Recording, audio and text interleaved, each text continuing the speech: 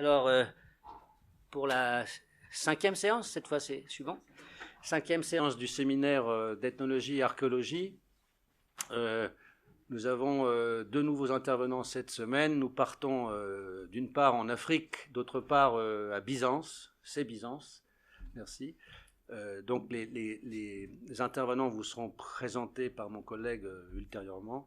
Je voulais juste faire un rappel donc pour ceux qui éventuellement ne connaîtraient pas encore bien le séminaire. Le séminaire ethnologie archéologie a été créé en 2014 et associe, dans une démarche volontairement interdisciplinaire, et associe l'archéologie, notamment préhistorique, mais pas seulement, puisque ce soir ce sera l'archéologie, disons, plus classique, une époque plus récente, mais plus largement, c'est pour ça qu'on a mis un S à archéologie, on associe aussi la paléoanthropologie normalement, et dans l'absolu un peu tout ce qui prend en compte le temps long, qui est très complémentaire de l'anthropologie, de l'ethnologie, qui étudie plus généralement les sociétés contemporaines, ou du moins éventuellement un peu subactuelles, comme disent les archéologues, mais d'un passé plus récent.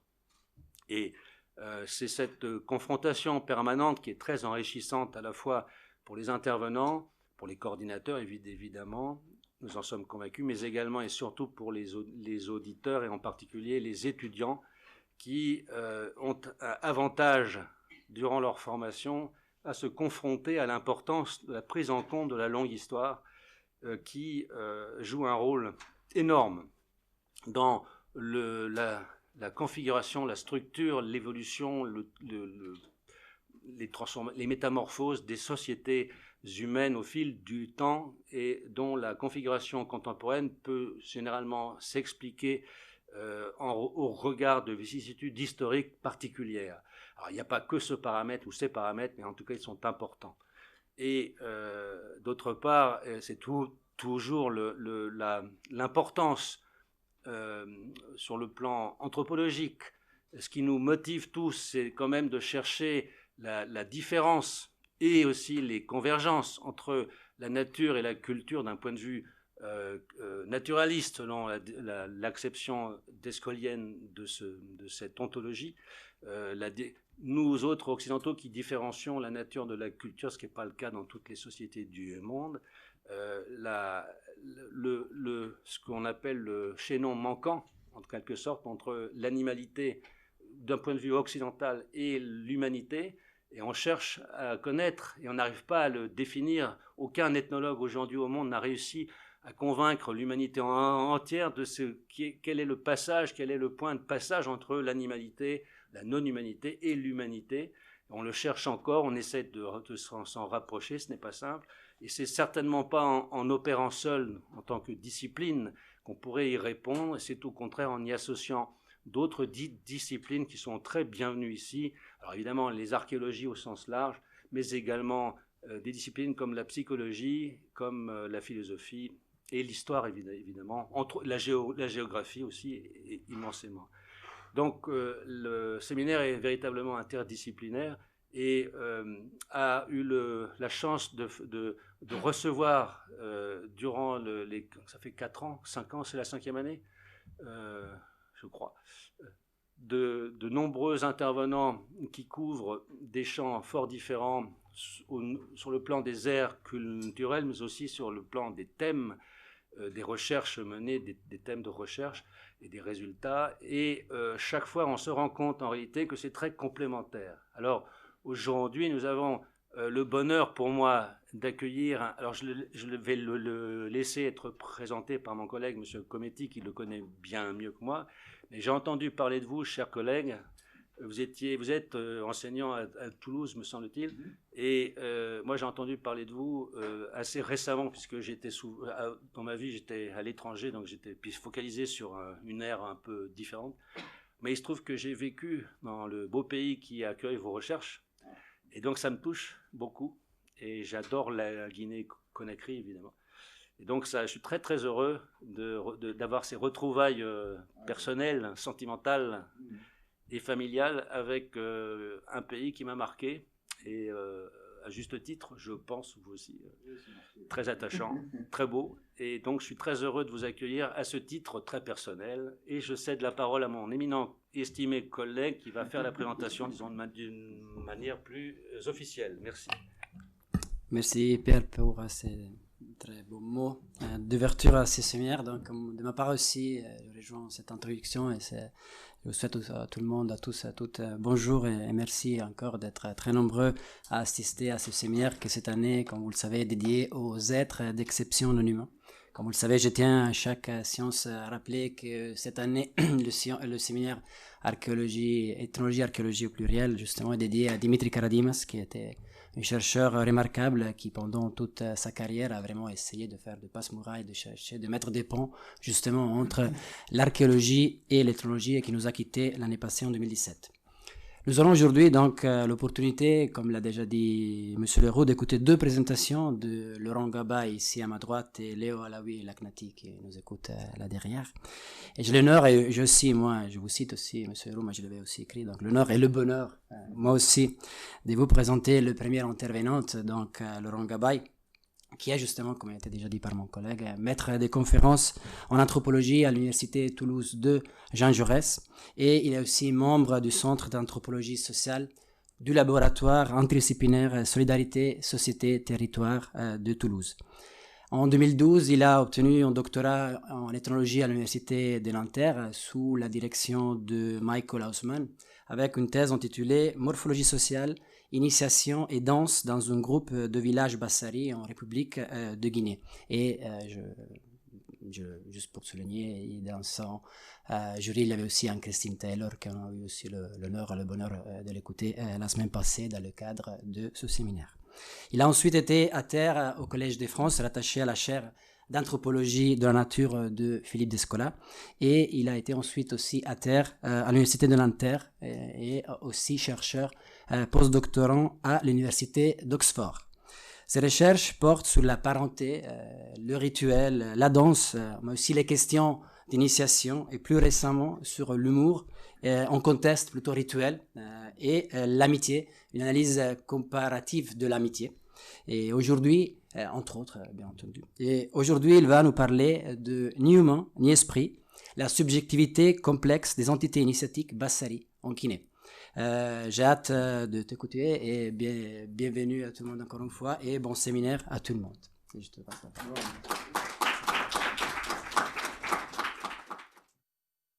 Et donc merci infiniment à Pierre Leroux, à Jérémia Cometti. Merci pour l'invitation et je suis ravi d'être présent ici. Merci également aux étudiants, aux jeunes collègues qui ont contribué à l'organisation de cet événement. Je suis très flatté de cette invitation. Ça me donne, je suis aussi assez content, le quotidien d'enseignant-chercheur fait qu'on est quand même un peu plus enseignant que chercheur, en tout cas pour moi ces dernières années. Et donc je deviens plus familier des théories et des terrains des autres que du mien, et donc je suis ravi de revenir un peu plus précisément sur les matériaux Bassari avec lesquels j'ai évidemment un rapport affectif très fort. Donc je travaille en Afrique de l'Ouest chez des gens qui s'appellent les Bassari depuis un peu plus de 10 ans. J'ai commencé mon terrain en 2006 avec un intérêt initial qui était très porté sur des questions de parenté. Et les Bassaris se sont affairés à me dire qu'il y avait plein d'autres choses que la parenté dans leur monde social. Et ils m'ont assez vite mis sur la piste des choses qui faisaient le quotidien là-bas, qui était celui de l'initiation masculine. Donc j'ai beaucoup travaillé sur ces questions-là. Et ça s'est imposé à moi comme un objet de recherche assez incontournable. Je n'entrerai pas du tout, c'est pas le lieu, dans une description détaillée de l'initiation masculine des Bassari, qui suit en fait un schéma général dont on retrouve les grandes lignes dans bien d'autres contextes culturels, en Afrique bien sûr, dans certaines parties de la Mélanésie aussi. Pour faire le script très rapidement, à l'âge d'une quinzaine d'années environ, les jeunes garçons sont soustraits à leur famille, subissent un certain nombre de brimades, physiques et morales, publiquement dans des contextes semi-publics, dans des contextes secrets, connaissent une réclusion qui peut durer plusieurs semaines, une longue période de retrouvailles avec l'humanité qu'ils ont perdue, et au bout d'un an, ils ressortent dotés d'une identité nouvelle. Voilà, chez les Bassari, ça prend à peu près un an, dans d'autres contextes, ça change. Ce qui est un peu spécifique aux Bassari, c'est l'entrée dans un système de classe d'âge qui regroupe l'ensemble des jeunes adultes, hommes comme femmes d'ailleurs, dans des collectifs qui franchissent de 6 ans en 6 ans, de manière automatique, une échelle d'âge qui s'étend jusqu'à environ une cinquantaine d'années. Après quoi, on est juste dit Achark, ça veut dire vieux. Moi, je suis déjà, avec du haut de mes 41 ans, je suis déjà ce qu'on appelle Opidor, je suis Avachi. Voilà la classe d'âge à laquelle j'appartiens aujourd'hui. Et dans quelques années, je serai au Peish Binyan, je serai un vautré, c'est-à-dire c'est vraiment les termes sur la décrépitude physique. Et arrivé à 50, je ne serai plus qu'un vieux. Voilà, c'est la vie. L'initiation permet d'instituer une frontière irréversible entre un avant et un après, un seuil à partir duquel est pleinement reconnue l'identité d'adulte masculin. Le point sur lequel je voudrais insister aujourd'hui est que la rupture opérée par le rituel réside moins dans une essence qui différencierait de manière à la fois permanente et durable les initiés des non-initiés, mais plutôt dans la possibilité qu'ont les initiés d'incarner périodiquement et de manière temporaire des personnages étranges et troublants. Des masques, je vais vous en parler un peu, et ce qu'on appelle chez les Bassaris des Koré, K-O-R-E, des Koré. Les masques, bon, vous avez une petite idée, c'est plus familier, les masques sont des hommes dont en fait l'identité est dissimulée par un costume de feuilles et de fibres végétales et des personnages qui peuvent apparaître à toutes sortes d'occasions, principalement pendant le rituel, mais pendant tous les passages de classe d'âge et les travaux champêtres. Les Koré, au contraire, sont des hommes à visage découvert qui endossent l'identité d'un autre homme vivant et adoptent un comportement contraire à l'étiquette ordinaire. Ils parlent une langue modifiée, font preuve d'une repoussante gloutonnerie, agissent comme des croque-mitaines envers les enfants. Aux non-initiés, on dira que les masques sont des esprits, bil, en bassari, terme générique qui recouvre l'ensemble des entités invisibles, depuis les génies de brousse jusqu'aux revenants. Les Koré sont au contraire présentés comme des humains, mais dont le comportement étrange tient au fait qu'ils sont temporairement habités par le principe initiatique éponyme Koré. Koré, c'est à la fois le nom de l'initiation, le nom des personnages qui l'incarnent, et le nom du principe qui active cette identité initiatique. Les Bassaris francophones appellent ces hommes à l'esprit modifié des types contraires, ou parfois des fous contraires.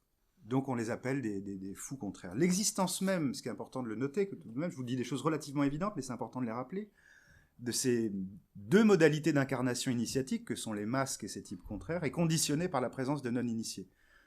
Sans femme ni enfant, lorsque les hommes initiés sont entre eux, et j'ai passé pas mal de temps dans les coulisses de l'initiation, il n'y a ni masque ni Koré. Ces entités existent uniquement dans un rapport avec des non-initiés. En première approximation, j'ai une approche plutôt pragmatique de ces affaires-là, le propos de ces apparitions étranges semble être de jeter le trouble dans l'interaction afin de capturer l'attention des non-initiés en leur suggérant l'existence d'un monde que seuls les initiés seraient à même de considérer intelligible. On verra cependant, je vais essayer de le suggérer, je ne sais pas si j'aurai le temps de tout vous dire, qu'il s'agit d'une dynamique relationnelle plus complexe, dans la mesure où la catégorie des non-initiés regroupe d'un côté celle des jeunes enfants, qui sont les premiers destinataires des secrets initiatiques, de l'autre, celle des femmes, qui, sans être dépositaires des secrets, participent constitutivement à l'établissement de cette dynamique relationnelle. Je vous dis 3 mots des Bassaris quand même, puisqu'on sache un peu où on est. Pardon pour cette horrible carte Google, le petit point rouge et la zone dans laquelle j'ai immédiatement travaillé. Les Bassaris, c'est une petite population à l'échelle de l'Afrique de l'Ouest, c'est 15 000 locuteurs de la même langue, qui appartiennent à un groupe linguistique à peine plus large, qui s'appelle le groupe linguistique Tenda, qui regroupe les Konyagi, les Badiaranké et les Bedik, et c'est des gens qui sont frontaliers, qui sont à cheval. Les frontières coloniales ont coupé l'ensemble des Bassaris en deux. Je vous montre une carte un tout petit peu plus zoomée, qui vient d'ailleurs de Monique Gessin, qui est la principale ethnologue qui avait travaillé dans la région. Et moi, j'ai travaillé littéralement à la frontière, c'était une petite tache rouge, là, qui est un ensemble de villages très étroitement connectés, où on parle exactement la même variante linguistique. Il y a des variantes dialectales dans les différents groupes que vous voyez. Les Bassaris... les camarades que j'ai là-bas passent évidemment d'une variante dialectale à l'autre sans problème. Moi, je me rends bien compte que c'est quand même assez difficile. Quand j'ai voyagé dans les pays, dans les villages du nord et dans les villages plus au sud, le Bassari est plus dur à mon oreille. On ne sait pas grand-chose, c'est assez compliqué, on n'a pas énormément d'éléments sur l'histoire. Je vous le dis très très rapidement. Je souscris pleinement à ce qui a été dit en introduction, autant qu'on a la possibilité de comprendre l'actualité des sociétés en les inscrivant dans un temps long. Évidemment, c'était un luxe qui, hélas, ne m'était pas tout à fait permis. J'ai fait ce que je pouvais, mais on peut quand même... je vous donne 2-3 indications, c'est-à-dire que c'est des gens qui ont, autant que je peux le reconstituer, se sont tenus à la marge des grandes formations politiques qu'ils ont rencontrées. Donc, ils ont été en conflit avec les sociétés Peul, qui s'étendent sur toute la bande sahélienne et principalement à l'ouest, qui ont fait des razzias d'esclaves chez eux. Et ils ont été repoussés dans un territoire, c'est la savane arbustive avec des petites collines, c'est un habitat dispersé, je vous montre l'habitat. Donc ils ont été repoussés dans ces régions-là, c'est d'anciens chasseurs-cueilleurs qui sont devenus de très bons agriculteurs de mil, du mil sur pente, et c'est une société paysanne, avec des agriculteurs avec un grand succès.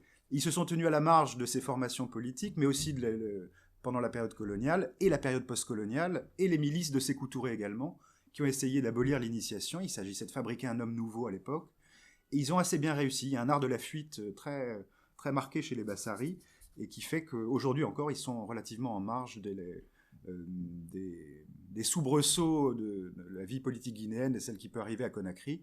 Des événements récents, ça, quand j'y étais, j'ai senti qu'ils étaient quand même assez à l'écart de ça.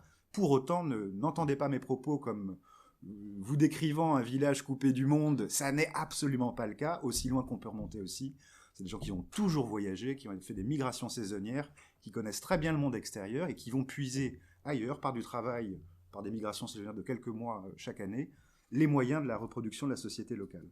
Malgré tout, on a quand même un ensemble de gens qui manifestent une unité culturelle très forte, qui les différencie radicalement de leurs voisins, et donc ce n'est pas... C'est consciemment que j'emploie un ethnonyme, je ne les fiche pas dans leur identité. Malgré tout, eux-mêmes se reconnaissent comme Bassaris et délimitent bien des frontières très claires vis-à-vis de leurs voisins. Enfin, eux-mêmes s'appelleraient Béliane, c'est leur vrai nom. Bassari est une création des voisins. Sans entrer, parce que je sais que je n'aurai pas le temps dans le détail de l'initiation, ce que je voudrais faire ressortir, c'est le fait que le propre de l'initiation, c'est de fabriquer des initiateurs. C'est vraiment de ça qu'il est question. C'est la réplication du rituel lui-même. Et ce qu'on apprend véritablement, on apprend moins à être un homme, pour le dire très simplement. Les gens le savent bien, et ils savent ce que c'est que l'identité masculine. Ce qu'on apprend, c'est comment organiser un rituel. Et donc, on fabrique des gens qui sont habilités à répliquer sur d'autres les procédures qu'ils ont eux-mêmes subies. Et là, je n'invente rien, je m'appuie sur les travaux remarquable de Zampleni, avant lui de Jean Lafontaine, anthropologue anglaise qui avait déjà dit ça, bien sûr Michael Haussmann qui a dirigé ma thèse, qui a beaucoup travaillé sur ces questions. Mais dans une large mesure, la transmission de la compétence d'initiateur est une affaire qui se déroule en grande partie dans les coulisses du rituel. Là, je voudrais déplacer un peu mon intérêt sur ce qui se passe à l'extérieur du rituel, je ne vais pas vous décrire les coulisses, mais plutôt ce qui se passe à l'extérieur. Et il y a un certain paradoxe avec les affaires rituelles d'initiation, c'est-à-dire comment attester de l'efficacité d'un rituel dont la plupart des procédures sont supposées être secrètes. En fait, elles sont largement connues, et y compris par les femmes, mais qui n'ont pas le droit elles n'ont pas le droit de dire tout ce qu'elles savent. Et d'autre part, et là c'est un paradoxe relativement évident, l'initiation est censée opérer une transformation radicale des jeunes garçons, transformation irréversible, et elle est évidemment attestée, mais il n'échappe à personne que les jeunes initiés, ceux qui sortent de l'initiation, sont bien les mêmes personnes que les candidats qui se sont engagés dans le processus initiatique. Quand bien même ils miment l'amnésie la plus totale, quand bien même ils changent de nom, qu'ils changent de comportement de manière radicale, malgré tout, personne ne perd de vue que ce sont bien, il y a un élément de continuité qui fait que ce sont bien les mêmes personnes. Donc vous avez la superposition, pour le dire en des termes un peu plus abstraits, d'un processus continu, c'est bien les mêmes personnes avant et après, et d'une discontinuité radicale, c'est-à-dire qu'elles sont censées être transformées. Cette ambivalence, cette superposition entre du continu et du discontinu, si vous voulez, pour moi, elle est constitutive du processus initiatique, et je voudrais avancer l'idée qu'il ne s'agit pas du tout de la lever, et que l'identité des personnages un peu étranges qui apparaissent à la sortie d'initiation consiste à exploiter pleinement ce paradoxe pour donner à voir non pas la transformation, mais l'idée même de la transformation.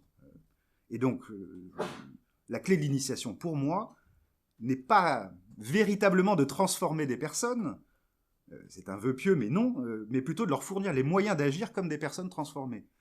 Ou pour le dire autrement, de permettre aux initiés d'agir comme étant à la fois eux-mêmes et pas eux-mêmes, c'est-à-dire de donner à voir leur identité de manière complexe. Par identité complexe, j'entends ici quelque chose d'assez simple, une identité qui s'impose publiquement comme n'étant ni véritablement humaine, ni véritablement non humaine. Des hommes recouverts d'un costume de feuilles qui parlent ou chantent avec une voix étrange, des hommes à visage découvert s'exprimant dans une langue opaque, voire même, je n'en parlerai pas aujourd'hui, mais on pourra en parler dans la question, des entités invisibles uniquement figurées par des sons.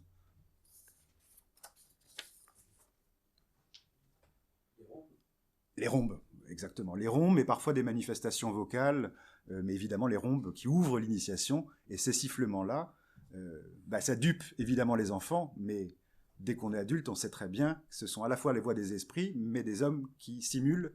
On est dans le registre de la simulation. Voilà, je vous montre quelques photos juste pour que vous visualisez l'endroit en saison sèche. C'est double habitat, où vous avez un habitat dispersé, les gens se rassemblent dans un village qui est ici désert, et ce qui est le cas la plupart de l'année, mais au moment de l'organisation du rituel d'initiation et des cérémonies de passage de classe d'âge, ce village est surpeuplé de tous les gens aux alentours. Voici à nouveau un village, le village concentré, dans lequel les gens n'habitent pas du tout, sauf à de rares exceptions. Je vais commencer par les masques et je parlerai après des Corées. Les deux masques principaux qu'on rencontre en Guinée, en tout cas pas dans toute la Guinée, mais chez les Bassaris, sont des masques de feuilles qui relèvent de deux types génériques qu'on appelle l'ukuta, au pluriel odukuta, et l'ener, pluriel odener. Ils sont sensiblement différents par leur costume, par leur voix, leur comportement, mais il y a quand même une très grande stabilité dans la région. On repère des variantes stylistiques d'un village à un autre, mais c'est vraiment très très stable sur toute la région. Vous allez retrouver ces trois masques-là. Et l'ener est le jeune frère de l'Okota, et l'Okota existe en deux versions. Une version agressive qu'on rencontre pendant l'initiation, c'est celui qui va se bagarrer avec les... Il y a un épisode public, semi-public, qui consiste en une bagarre des novices avec les masques Lokota, et une autre variante, beaucoup plus pacifique, qui chante avec les femmes. Donc vous avez les deux masques, là, celui à l'extrême gauche et à l'extrême droite, qui sont des masques chanteurs, et qui se présentent dans des contextes publics. On peut les approcher de très très près, et ils sont pris dans un répertoire vocal avec les femmes, et le masque central, qui est un masque que les femmes ne peuvent pas approcher à moins de 50 mètres, les enfants non plus, et qui est un masque agressif, et qu'on peut éventuellement mobiliser pour quelques actions coercitives. S'il y avait usage de la violence à faire, c'est des masques qui peuvent servir de police. Mais c'est relativement rare. Savoir fabriquer les masques est quelque chose, c'est le savoir-faire ordinaire de tous les initiés. Ça fait partie de la transmission des savoir-faire ésotériques qui se déroulent dans les quiz d'initiation. C'est ce qu'on apprend à faire. On apprend à fabriquer ces costumes, et qui sont détruits, pour la plupart des parties du costume sont détruits après chaque performance. Certaines autres parties sont conservées à l'intérieur des maisons. Il y a des grandes maisons des hommes au centre du village, et on garde les costumes du masque à l'intérieur. Ces deux modalités de masque, aucun de ces masques ne se croisent. Ils se partagent à peu près le cycle calendaire. Certains sortent principalement pendant les travaux agricoles, d'autres principalement pendant les cérémonies de passage de classe d'âge, mais on n'a pas de court-circuitage entre ces types de masques. Alors le séminaire s'appelle être non humain d'exception. Ils sont à la fois exceptionnels et en même temps extrêmement familiers. C'est-à-dire que la fréquence de sortie des masques, moi je les ai vus des centaines et des centaines de fois, donc c'est quelque chose d'à la fois pas extraordinaire, dans un certain sens relativement quotidien ou coutumier, mais qui crée quand même immanquablement un effet de surprise très fort. C'est quand même... La sortie des masques provoque toujours quelque chose, et leur irruption, même quand elle est attendue, fait événement. Et l'effet de saillance qu'ils produisent, et d'attention chez les spectateurs qui sont présents, ou les co-participants du rituel, tient en partie au fait que les masques s'imposent au regard des non-initiés comme des entités composites. Leur apparence, tout d'abord, est un assemblage, vous le voyez, je vous montre, pardon. Là, c'est des séquences, des bouts de l'initiation. Donc les gens agissent à visage découvert la veille, pendant une partie de l'initiation, et ça va être ces mêmes types qui vont recouvrir les masques. Et vous voyez bien qu'on est chez des masques qui ne camouflent qu'à peine leur identité humaine. Il y a des masques qui sont, en Afrique, si on va ailleurs, qui camouflent énormément. Ici très très peu. Et je vous montre quelques images juste d'une des séquences pendant l'initiation, la bagarre des novices avec les masques. Voici les masques, donc le Lukuta que vous voyez à gauche, masque chanteur avec les femmes, et le masque Lenner qui est en fait un masque plus jeune, membre d'une classe d'âge plus jeune, ici avec des initiés en cours d'initiation. Vous voyez le type qui vous regarde d'un œil sévère, c'est quelqu'un qui est dans cette période liminaire entre le moment où il est rentré dans l'initiation et avant de recouvrir son identité humaine. Donc ces gens parlent une langue étrange, là, il est absolument furieux que je le prenne en photo, et ça c'est des garçons que j'ai connus avant, qui étaient absolument adorables, mais pendant l'initiation, ça devient des durs à cuire. Pardon, je commence à faire des digressions. Donc, vous voyez, tout ça pour vous montrer que le costume du masque en lui-même produit quand même, c'est une entité composite, assemblage de fibres, de feuilles, de poils animal, de parties de corps humain laissés à découvert. Mais si l'homme couvert par ce masque donne à l'entité une silhouette anthropomorphe, c'est le moins qu'on puisse dire, ce qui devrait lui tenir lieu de visage est de nature foncièrement inhumaine, à la fois anonyme et sans émotion. Aucune émotion n'est lisible derrière ce costume. Donc, constitué d'éléments hétérogènes qui relèvent à la fois associés à la chasse, à la brousse, mais aussi au monde des humains. Certains des ornements que vous voyez, les ceintures de perles, etc., vous voyez sur la partie droite, sont vraiment des marques de l'humanité de ces entités. L'hybridité, en quelque sorte, des composantes du costume lui donne une productivité propre, à mon avis, sur le plan symbolique, potentiellement riche en inférences, on peut en faire plein, mais dont il est impossible de déterminer précisément à quoi elle renvoie. Et si on demande aux gens, mais le masque figure quoi ? Le masque ne figure rien d'autre que lui-même. Il n'y a pas un prototype, si vous voulez, derrière, qui soit évident. Il y a des gens qui m'ont dit « Ah, mais on dirait un éléphant ». Moi, j'ai essayé de tester, les gens ne voient pas du tout un éléphant sur le masque Lukuta à gauche. Moi-même, je ne l'avais pas vu et personne ne le voit de cette manière-là. Malgré tout, on dira que le masque, mais on le dira aux enfants et pas à d'autres personnes, le masque est un bihil, c'est un esprit incarné. Alors on fait bien la différence entre les bihils, qui sont des entités invisibles, et les masques à proprement parler. Malgré tout, on pourra dire que c'est un esprit incarné. Ce que sont les bihils, là aussi, c'est loin d'être univoque. Les bihils sont des entités invisibles qui peuplent le territoire, qui cohabitent avec les humains, mais qui généralement habitent un monde en négatif. En fait, ils sont dans le dessous du sol. On les voit parfois, ils sont sous certaines termitières. Ils peuvent apparaître à certains endroits, mais les bihils, comment dire, ça peut aussi être, on peut, en cas d'infortune, de malheur répété, on peut dire que c'est l'action des bihils. Est-ce que ce sera l'action des bihils sous la forme d'un parent vindicatif qui ne serait pas content du sort qu'on lui réserve en tant qu'ancêtre, mais ça peut aussi être des entités qui viennent troubler un peu, jouer des tours aux humains, les perdre en brousse, apparaître de manière inopinée sous la forme d'un visage humain.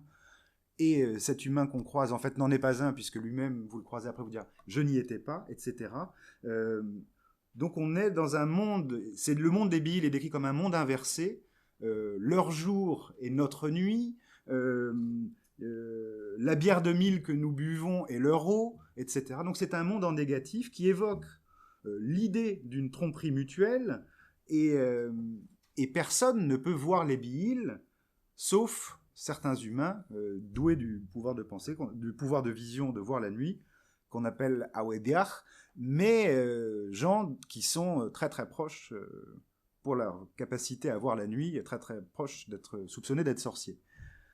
Donc le statut ontologique de ces bihils est loin d'être clair. S'agit-il de revenants, de génies de brousse, d'ancêtres ou de fantômes? Et leur présence, lorsqu'ils se manifestent de manière visible, ça évoque l'idée d'une tromperie mutuelle. Mais malgré tout, donc malgré les divergences individuelles, vous avez une certaine cohérence générale qui permet de puiser dans ces figures d'altérité, de donner au masque une partie de sa productivité sur le plan symbolique. Du point de vue des initiés cependant, et là, ne soyons pas dupes, il n'y a que les fous qui croient que les masques sont de vrais esprits. Et le but est bien de puiser dans ce répertoire-là pour donner au masque une partie de sa générativité, je veux dire, de sa propension à faire des inférences, mais en tant que tel, ça n'est pas un vrai esprit. Mais pour autant, ça n'est pas non plus rigoureusement un humain. Il y a, là je vais aller un tout petit peu plus vite, ça suppose un certain nombre de techniques quand même. Il y a des techniques vocales pour animer un masque. Moi j'ai pu faire certaines choses, j'ai pu faire le choré, je vous le dirai après. Les masques j'ai pas pu, les gens m'ont dit, bon, je faisais partie d'une classe d'âge, allez viens, tu peux te masquer. Et c'était impossible. Bon, d'une part, ma peau blanche aurait quand même été très suspecte, même si on m'avait maquillé. Mais ça n'est, là encore, c'est moins ça le problème. Moi, je n'aurais jamais osé, juste par il faut vraiment des véritables compétences, des compétences vocales. Les masques s'expriment d'une voix, qui n'est pas une voix mirlitonnée, il n'y a pas de mirliton externe, mais c'est une voix mirlitonnée par la production vocale. Et il y a 2 voix. Chaque type de masque, il y a une voix de gorge très profonde et une autre voix qui est une voix roulée avec de l'eau dans la voix, disent les Bassaris, et qui est assez compliqué à obtenir d'un point de vue vocal. Mais donc on a une technique d'anonymisation des masques. On sait toujours qui est en dessous, mais si on est suffisamment proche. Mais c'est pas toujours évident de savoir. Mais la personne qui porte le costume,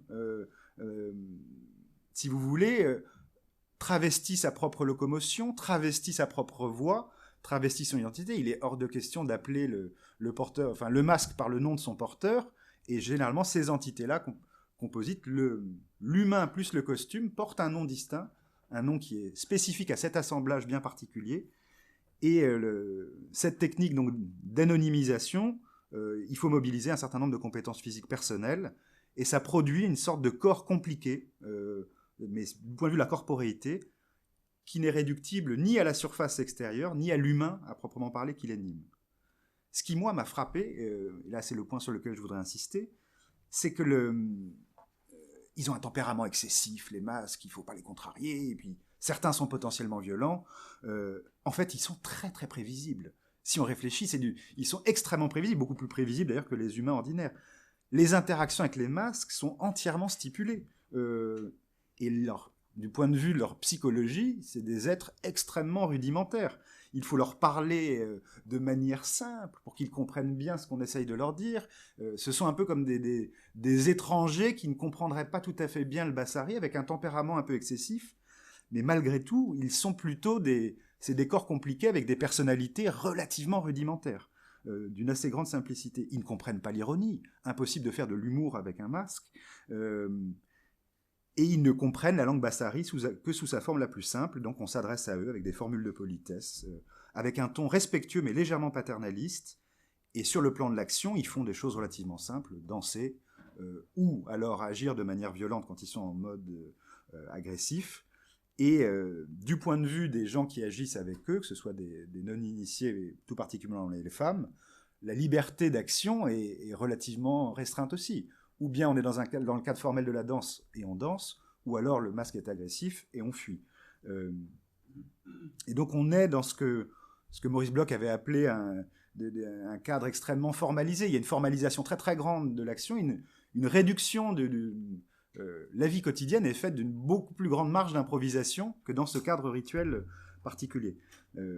Cependant, je ne voudrais pas faire croire que la formalisation ne donne pas lieu à des performances dotées d'un pouvoir esthétique fort, et au contraire, il y a une grande rivalité entre tous ces masques qui rivalisent de performances esthétiques, particulièrement vocales, à destination des femmes. Et les femmes sont celles qui opèrent le jugement, alimentent les rivalités entre les masques et relancent les masques jusqu'à l'épuisement. Et les camarades que je connais qui ont été les premiers masques dans leur classe d'âge ressortent de chaque performance absolument cuits. Ils sont à faune pendant plusieurs jours, et les femmes fatiguent volontairement les masques, elles les poussent jusqu'au bout.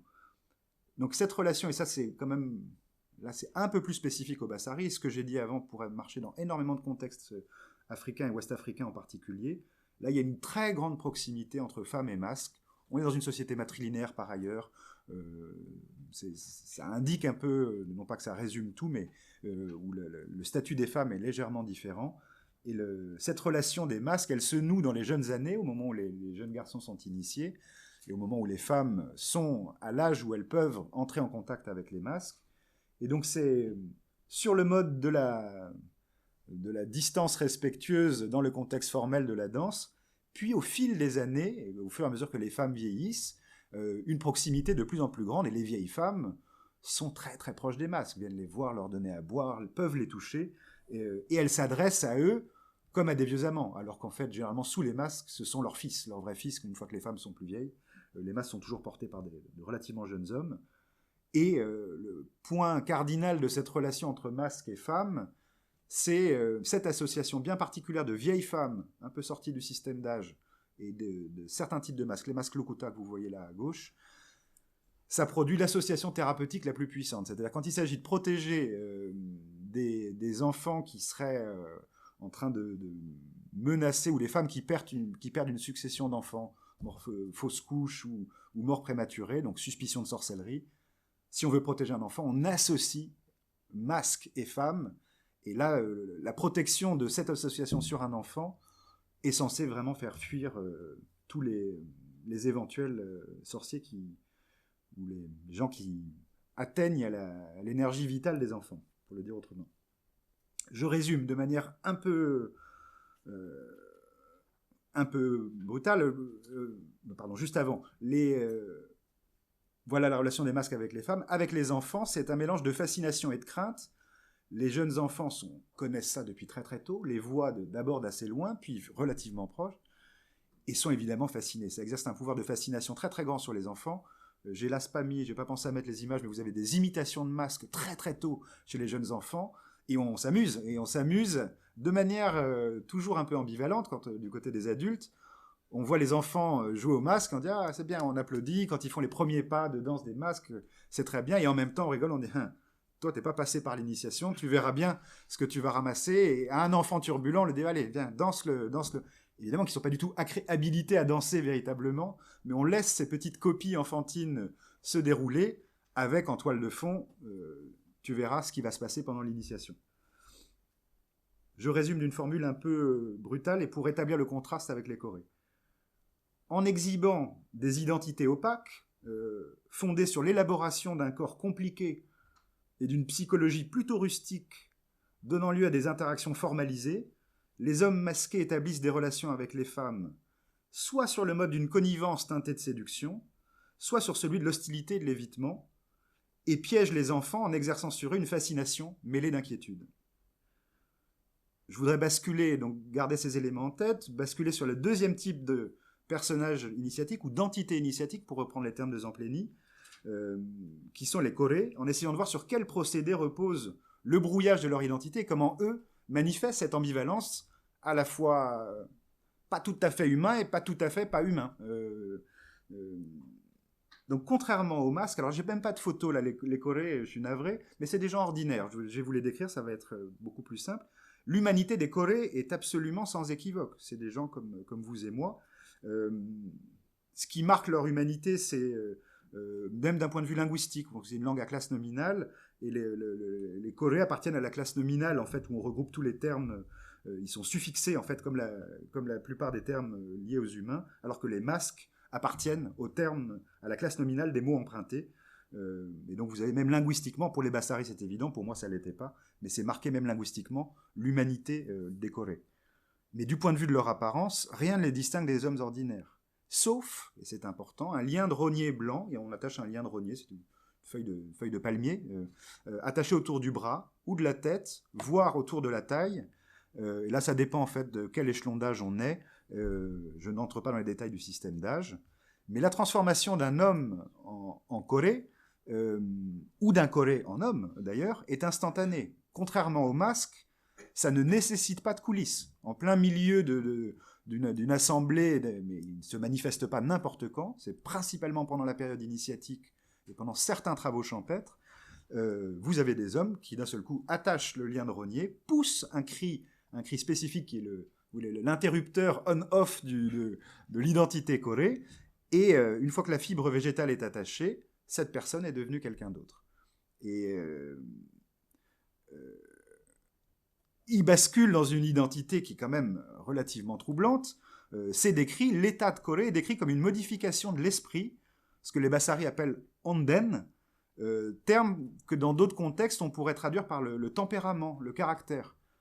Là, bon, si vous êtes un peu familier, il me semble que vous l'êtes des travaux d'Escola, on est complètement de l'ordre de l'intériorité.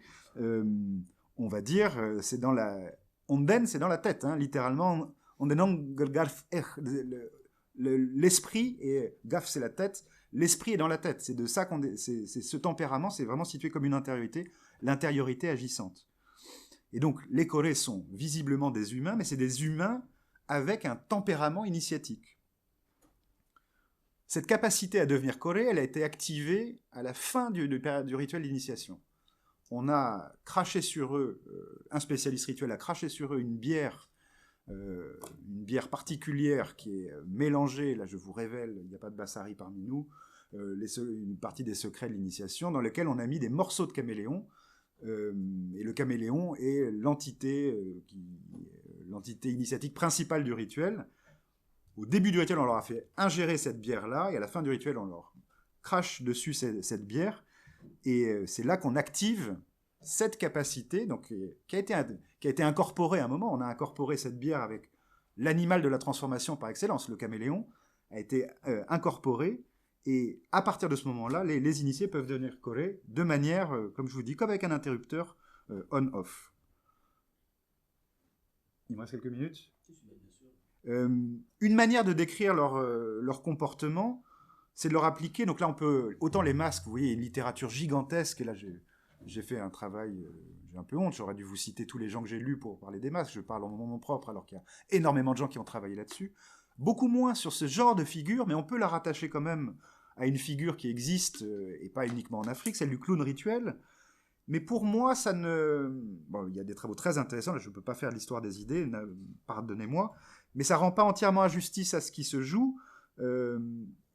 Les Corées manifestent un comportement extravagant, dont l'une des conséquences est de provoquer le rire, mais pas seulement. Et je dirais même, ce sont des apparitions inquiétantes, et foncièrement inquiétantes, et pour les enfants, les Corées sont beaucoup plus effrayants que les masques.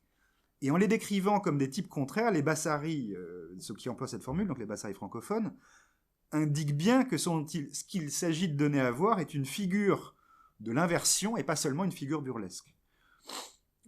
Généralement, ça consiste à retourner les conventions sociales les plus élémentaires, alors que l'étiquette rend honteux le fait de demander à manger à autrui.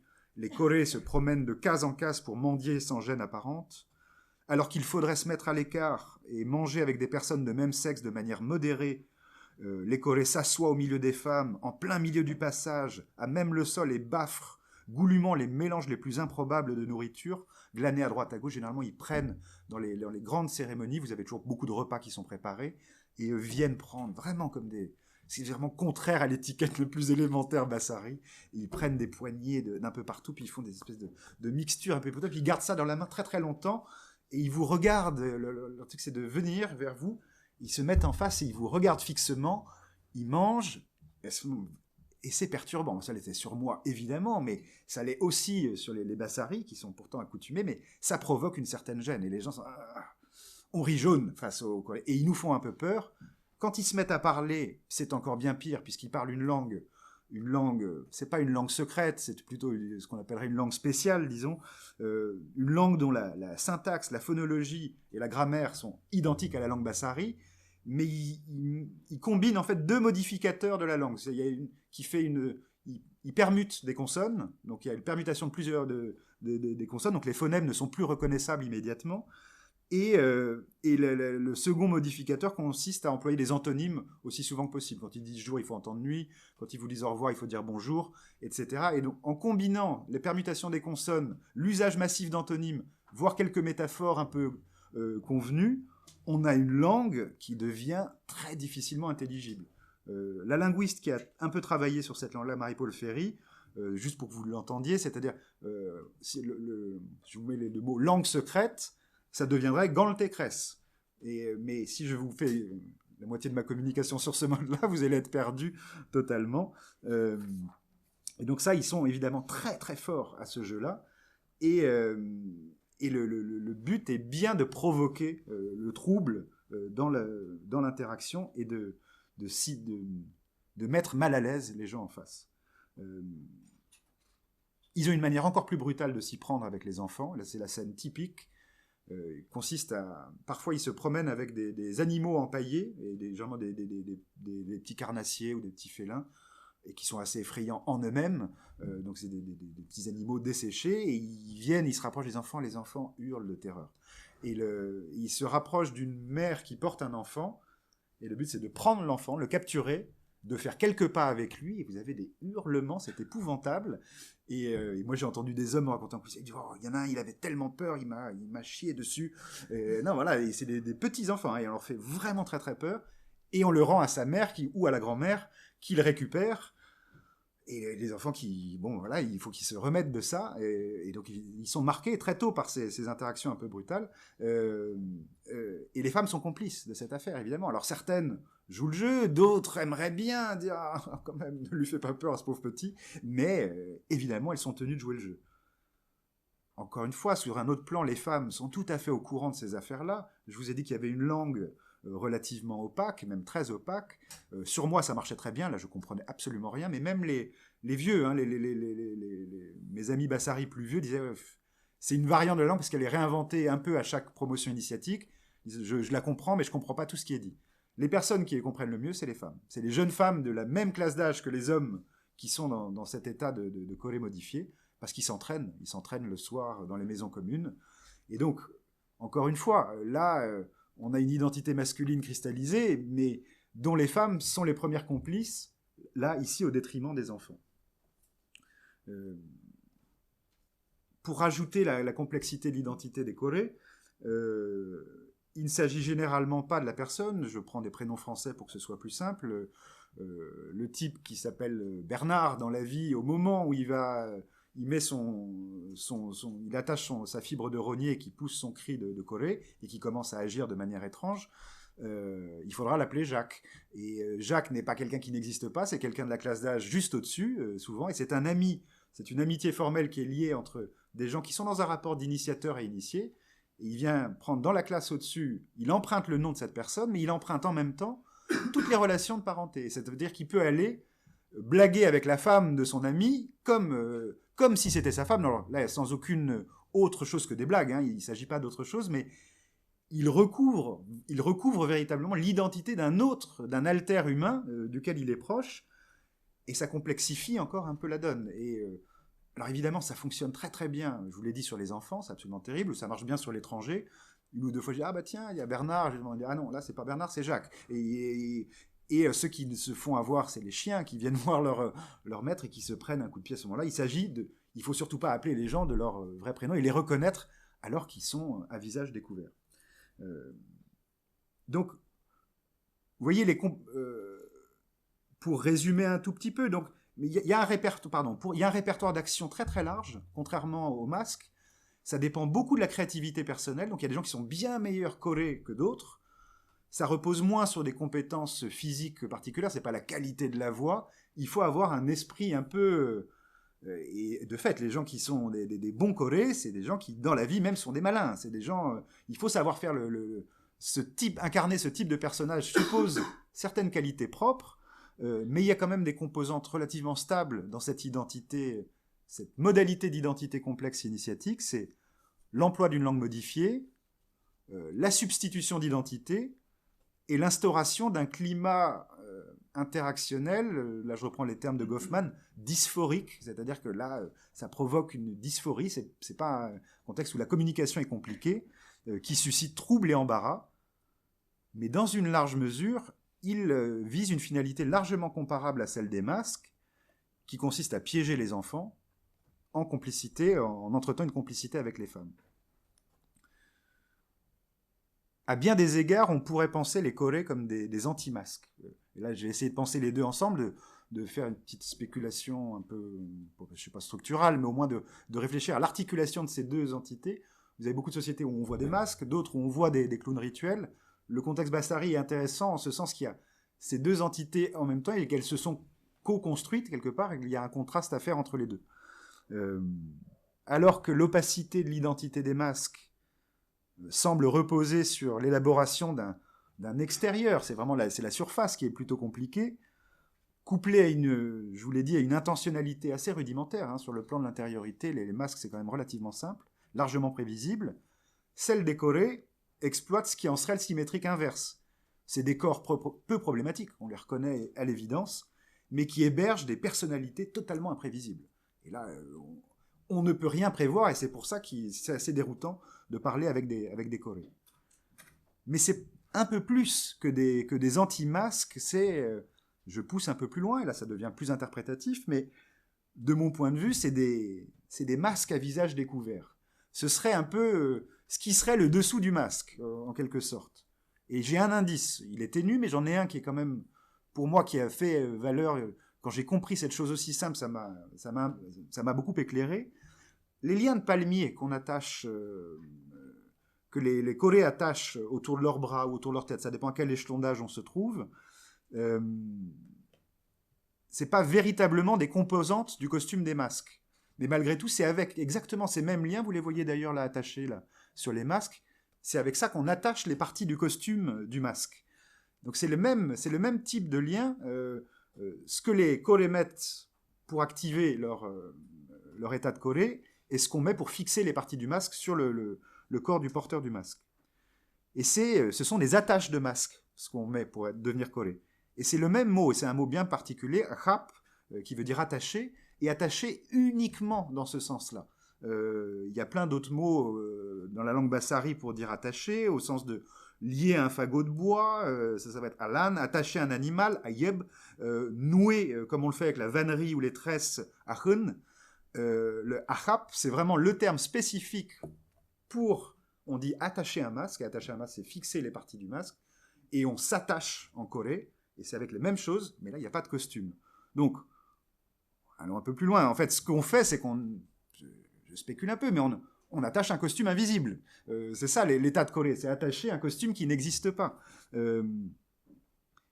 Et ça devient, si vous voulez, on peut pousser la chose, continuer à jouer sur quand on dit que les masques sont débiles, ils ne sont pas vraiment débiles, mais ce qu'on... si vous voulez, les esprits bihiles sont l'inverse, en quelque sorte, des humains. Et ce qu'on voit apparaître sous la forme des Corées, ce serait l'état de bihil sans le costume du masque. Si vous voulez, on accède, sous la forme du Corée, de ces types contraires, à ce qui serait la perspective inversée des entités invisibles sur le monde des humains. Mais dans les deux cas, en fait, les véritables bihils, parce que les bihils existent vraiment, mais les vrais bihils sont invisibles.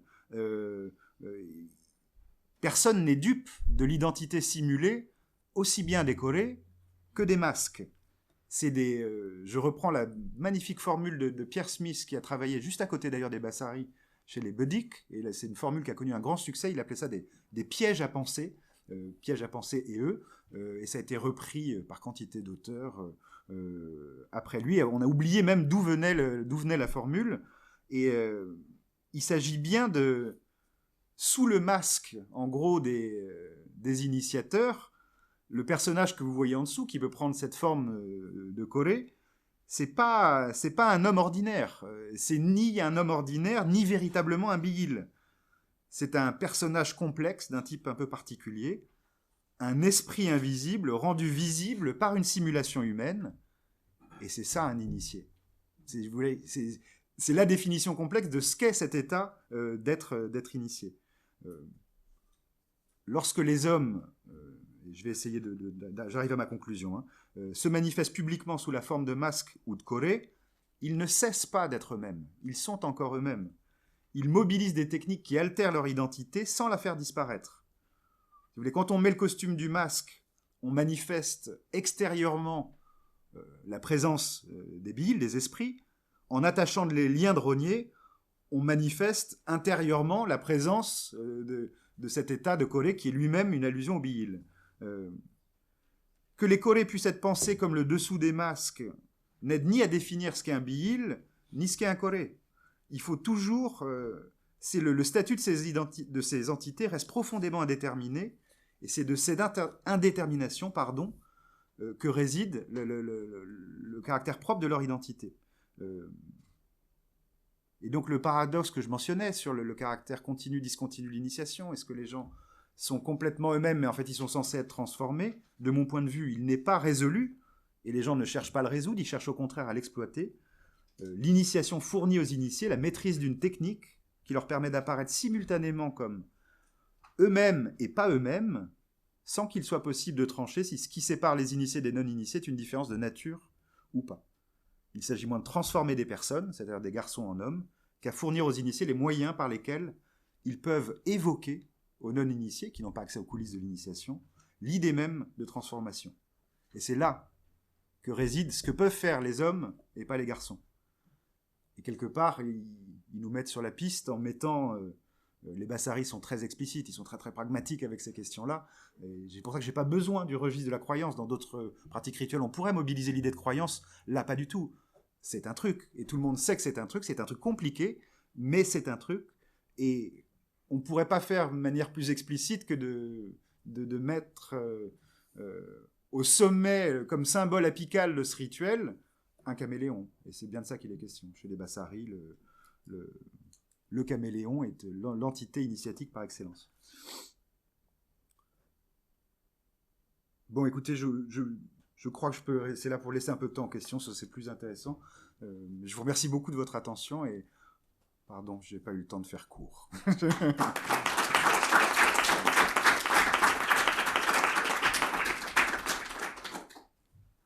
Merci beaucoup pour cette très beau exposé. Merci beaucoup Laurent pour cette beau exposé. Je donne la parole au public, je vois déjà des mots, donc oui. Bonjour, c'est bon. Grand Georges Marc Emmanuel, je suis en Master 2 d'anthropologie, c'est un grand mot, d'ethnologie. J'ai fait mon terrain au Gabon, juste un peu en dessous.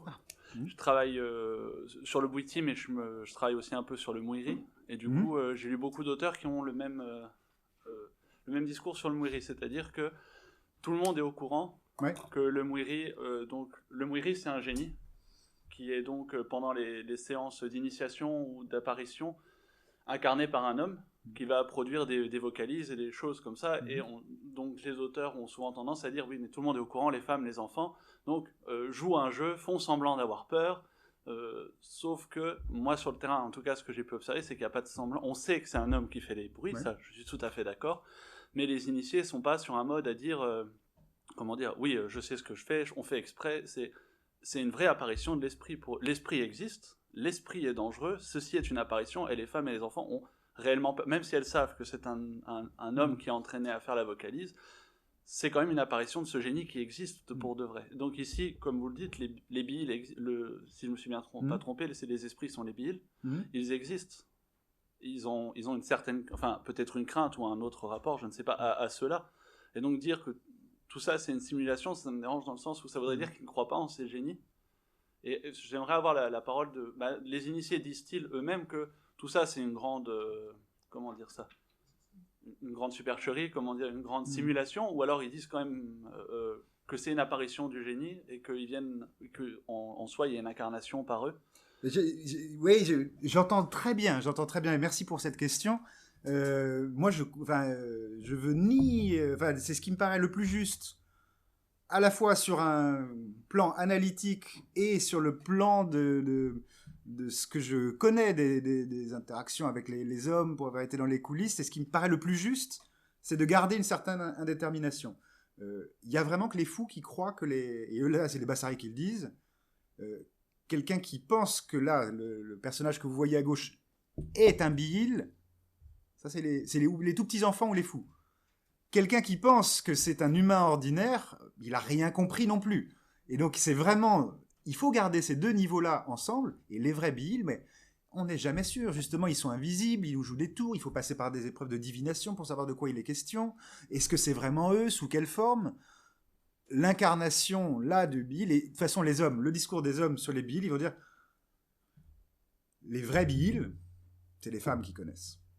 Et les femmes connaissent mieux les bihils, les vraies entités invisibles. Elles ont un rapport plus intime avec les entités invisibles que les hommes.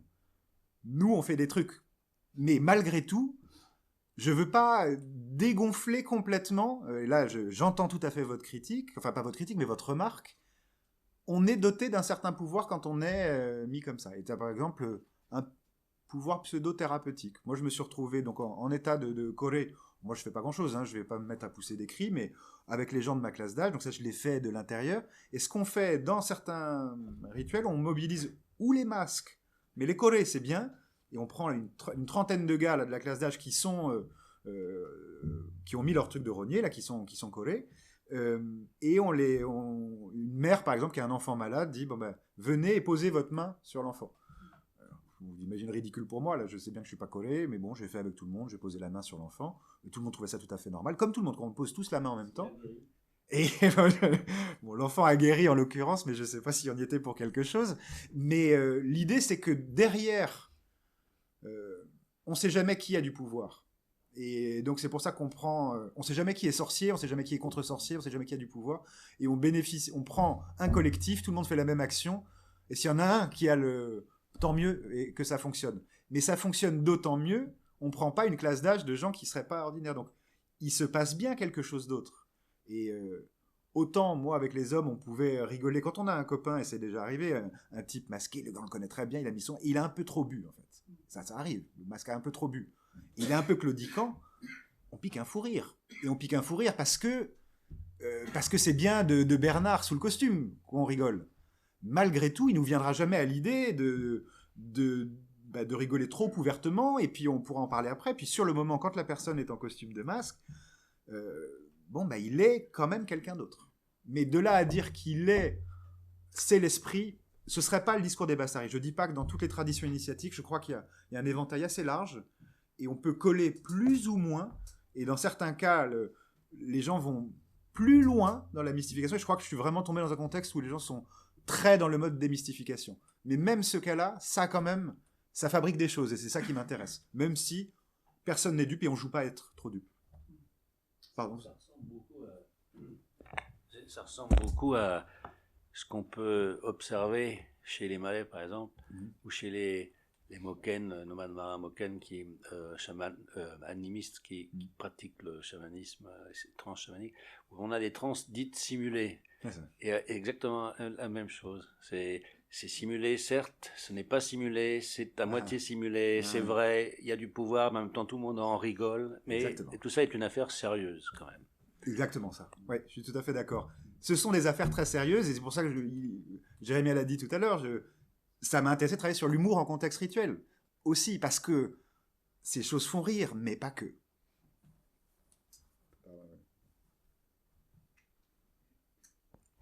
Bonjour, Raphaël Chimel, je suis étudiante en L3 d'ethnologie. J'avais une question sur les femmes, en fait, sur la place qu'elles ont. Et je me demandais, comme vous avez parlé de chœurs de femmes et aussi qu'elles ont une très grande proximité, justement, avec les masques et avec les esprits, au-delà de ça, je me demandais si elles avaient elles aussi une forme d'initiation ou si c'était plus une transmission de mère en fille. C'est toujours là, je vais essayer de faire la réponse la plus succincte possible. C'est assez compliqué. Bon, c'était compliqué pour moi sur le terrain en tant qu'homme. Le plus j'ai compris la société Bassari, le plus je l'ai compris d'un biais masculin, et j'étais socialisé dans le monde masculin, que c'était difficile de franchir, et de plus en plus difficile au fur et à mesure des années sur le terrain, de passer la barrière des sexes. Donc je connais ce qui se passe, je connais quand même assez bien, comme les femmes connaissent ce qui se passe chez les hommes connaissent en partie ce qui se passe chez les femmes. Mais j'y ai pas eu un accès direct, je ne pouvais pas aller dans les lieux de réunion féminins. Pour le dire très sommairement, il n'y a pas un gros rituel féminin qui serait l'homologue de la grosse machine rituelle masculine, qui à la fois fabrique les hommes, mais inclut les femmes dans les classes d'âge. Les femmes ont des classes d'âge, mais elle s'est articulée, si vous voulez, au nombre d'années d'initiation masculine. Les femmes suivent une série de rituels, c'est beaucoup plus progressif, ça s'étend plus long dans la vie, et dont certains de ces rituels sont vraiment secrets, mais prennent une forme publique complètement parodique. Certains sont très secrets, d'autres ont une forme publique terriblement parodique. L'un des rituels forts des femmes consiste à parodier certaines séquences clés du rituel d'initiation masculine. Et publiquement, elles vont faire ça. Donc elles vont faire une fausse initiation masculine, et en se marrant ouvertement, mais en prenant des rôles très sérieux. Il y en a qui se déguisent en masque, qui prennent une femme, donc qui est l'initiée, qui l'humilie un petit peu publiquement à l'occasion d'un travail agricole qu'elle a dû faire. Et c'est quand même une affaire sérieuse. Et là, les hommes, ils rigolent, mais ils rigolent jaune. Mais non, mais c'est vrai. Et elles font d'ailleurs, et elles ont aussi elles ont un truc de Corée qui est plus minimal, mais elles reprennent l'identité de Corée. Et donc, c'est ce qui, pour moi, et sur le plan ethnographique et sur le plan analytique, c'était très très compliqué et j'ai absolument pas fait le tour. Heureusement, j'ai une collègue un peu plus jeune que moi qui travaille chez les Bassari, qui regarde ça d'un peu plus près. Mais c'était très compliqué dans le sens où j'y avais pas accès et surtout, il y a toujours c'est un niveau méta, les affaires des femmes. Il y a un côté contre-pied par rapport au truc masculin. Il n'y a pas la forme du secret.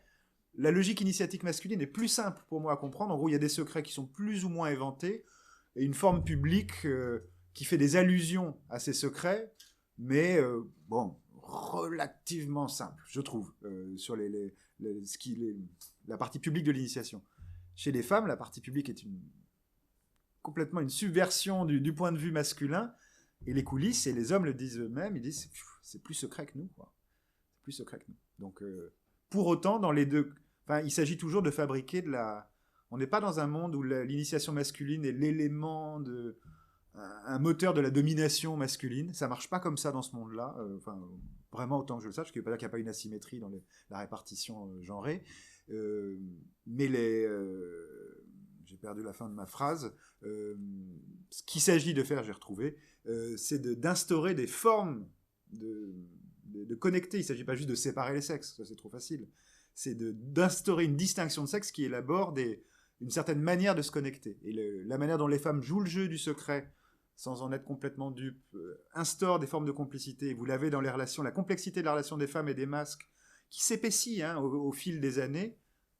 C'est si vous voulez, c'est un peu c'est là qu'on capte ce que sont les rapports hommes-femmes, et ils sont complètement, ils sont en partie rituellement engendrés. La différence des sexes ne suffit absolument pas. C'est vraiment, on est dans la construction sociale à plein régime, mais accéder au point de vue féminin, hélas, pour moi, c'était dur.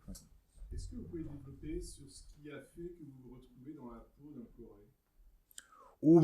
Là, c'est vraiment de fil en aiguille, c'est-à-dire que j'ai pas été inclus comme ça a été dans d'autres endroits. J'ai fait d'autres terrains en Afrique où on a tout de suite, et puis il y a d'autres endroits dans le monde, moi je parle de l'Afrique où j'ai fait plus de terrain, on vous donne vite une position de parenté. Alors c'est un jeu, puis ça peut devenir un jeu plus ou moins sérieux.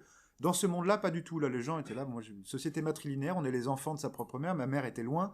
Et il ne s'agissait pas de faire une fiction de parenté. En revanche, on ne pouvait pas me laisser sans rien. Et donc, on m'a tout de suite socialisé dans les classes d'âge. Les gens ont spéculé sur quelle serait ta classe d'âge. Et donc, on m'a mis dans une classe d'âge. Et puis, au fur et à mesure des mois et des mois sur le terrain, et puis, c'est venu assez vite. C'est devenu de plus en plus sérieux. Et une fois qu'on est pris dans un collectif d'âge, on fait les mêmes choses que ces gens-là. Alors moi, je suis arrivé dans la classe d'âge fast, les gens qu'on appelle Odiar, ceux qui ont vraiment la plus belle danse, donc les gens rigolaient, mais t'es bien arrivé, quoi. T'es arrivé au moment où t'as pas pris tous les coups de bâton de l'initiation, donc j'ai quand même pris quelques coups de chicotte pour passer certains grades, mais quand même sommaire. Et c'est des gens qui sont mesurés, c'est des jeunes adultes tournant de la trentaine, quoi. J'avais 28 ans, 30 ans, tournant la trentaine, c'est ceux qui savent partager la bière avec équité, c'est eux qui enterrent les morts, c'est eux qui font la médiation entre les vieux et les jeunes pour les histoires de conflits ou l'organisation même du rituel. C'est des initiateurs d'initiateurs.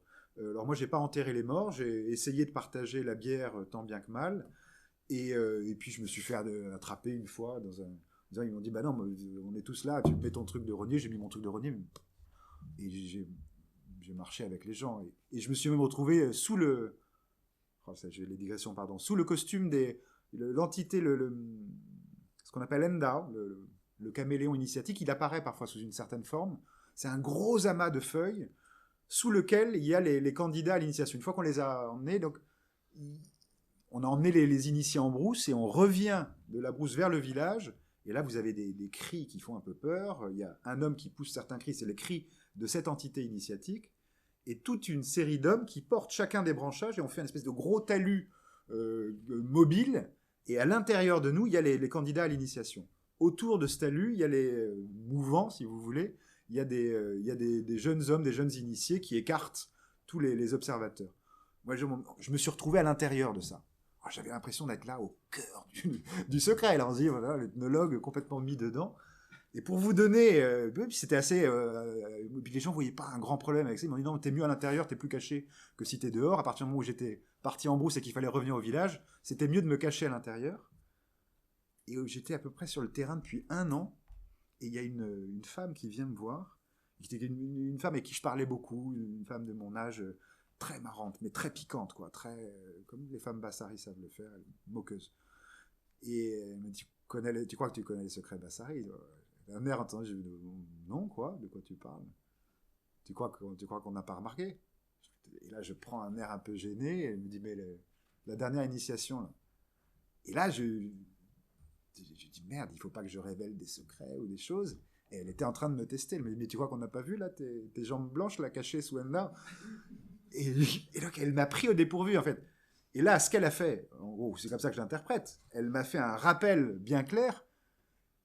Et ça répond en partie à la question où j'essayais à laquelle de répondre un peu maladroitement. C'est-à-dire que les secrets ne sont pas à prendre trop au sérieux. Les effets des secrets, oui. Mais le secret en lui-même, et moi, je m'étais quelque part fait un peu mystifier en pensant qu'on dupait les autres. Et elle m'a juste rappelé, non, on n'est pas dupes. Mais elle n'aurait jamais dit ça à un Bassari. En même temps, elle me rappelle mon étrangeté. Elle rappellerait jamais ça à son frère en disant, j'ai vu tes jambes en dessous. Les miennes étaient repérables. Donc elle rappelle mon étrangeté, bien sûr. Et en même temps, elle rappelle ce qu'une femme Bassari sait de ces choses-là. Et donc, oui, c'est toujours un niveau un peu plus compliqué. Donc, le problème de participer n'était pas un grand problème pour les réponses courtes pour les Bassari. Pour votre présentation, Laurent Di Filippo, moi je suis postdoc, je travaille sur le jeu. Et en fait, tout ce que vous avez dit là sur ces questions d'adhésion, justement, ça rappelle beaucoup de théorie du jeu. Ouais. Justement, quand on se pose la question de l'immersion, du rapport entre le joueur et son personnage, parce que j'ai travaillé sur les jeux de rôle en ligne, et dans toutes les théories du jeu, il y a toujours cette question de la distance ludique. On n'est jamais complètement pris dedans, jamais complètement à l'extérieur non plus. Et je trouvais que ça rappelait bien. Et puis bon, du coup, une petite question, est-ce qu'ils utilisent des termes du jeu pour parler de ces rituels, ou pas du tout chez eux, c'est encore vraiment d'autres pratiques? Non, juste, c'est en effet, je suis d'accord, mais il faudrait des bonnes définitions du jeu pour voir, mais voilà, c'est assez compliqué. On est quand même dans des registres rituels, mais on peut dire aussi que c'est un peu théâtral, mais qu'est-ce qu'on met derrière, en fait, ces mots-là? Non, il n'y a pas de métaphore du jeu, on va dire les gens chantent, agissent, sont dans l'état d'eux. C'est pas pensé comme un jeu, mais curieusement, c'est pas non plus une société où il y a énormément de jeux. Alors que dans d'autres sociétés ouest-africaines, on joue, il y a plein de jeux, là, pas du tout, c'est pas tout à fait ça. Et même les mots pour dire jouer de la musique ou faire, non, ça marche pas. Pour autant, après, que ça colle pas dans les termes mêmes, ou à ma connaissance en tout cas, ne veut pas dire qu'il n'y ait pas des modèles du jeu qui soient pas intéressants pour penser ce genre de phénomène, à coup sûr. Mais non, mais oui, bien sûr. Vous pensez à quoi particulièrement parce que moi, entre Kaiwa, Witsinga et Jacques Henriot. D'accord. Actuellement beaucoup utilisé dans les théories du jeu, c'est lui qui parle de distance ludique. Très bien. Après lui, Gilles Brougère. Là, vous m'entendez. Donc Jacques Henriot, sous couleur de jouet. D'accord. Dernier livre de 89, et Gilles Brougère, jouer à apprendre. Où il y a surtout chez Jacques Henriot, la question de la distance ludique. Ouais. Et sinon, l'article que j'ai écrit sur l'identité des personnages joueurs, sur le rapport entre personnages et joueurs. Voilà. Très bien. Laurent Di Filippo, 2013. Formidable, merci. Bon, je repars avec du travail. Quoi? Il sera transmis en PDF. Formidable. Ouais, tu me transmettras ça? Merci.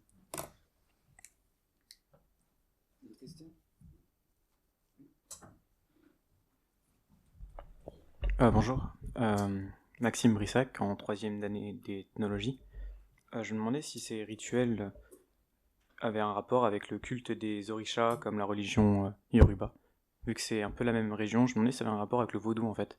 Je fais mon mémoire là-dessus et sur les jeux vidéo aussi, mais je me demandais si c'était possible que ce soit en lien. Alors le lien, analytiquement, on a le droit de tout faire. Hein. Moi, j'ai été chercher des modèles bien ailleurs même pour essayer de comprendre ça, sans limite pour les lectures, de manière diffusionniste, c'est-à-dire qu'en tant que circulation des idées, là, on n'a rigoureusement aucun moyen d'établir une quelconque connexion.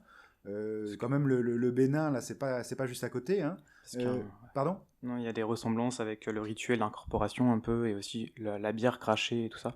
Ah oui, non mais Il y là, a vraiment- les aspersions de bière, vous pouvez trouver ça Ok. même en Asie. Non, là, hélas, on peut pas... Enfin, quelques traits formels sont pas suffisants, et même à un certain niveau, ma première description sur l'organisation générale du rituel, l'existence de masques, l'existence de collectifs initiatiques qui deviennent des classes d'âge, là aussi, c'est des choses qu'on peut retrouver. Certains traits, on peut les retrouver dans plein d'endroits différents. Là, c'est l'assemblage un peu spécifique que j'utilise. Non, mais forcément, ça peut évoquer d'autres choses. Mais là, je crois que c'est un peu trop loin, en fait, géographiquement. Et je sais même pas, moi, ce qu'étaient les Bassaris à 150 ans. Hein. Je sais qu'ils viennent pas a priori de cette région-là, mais...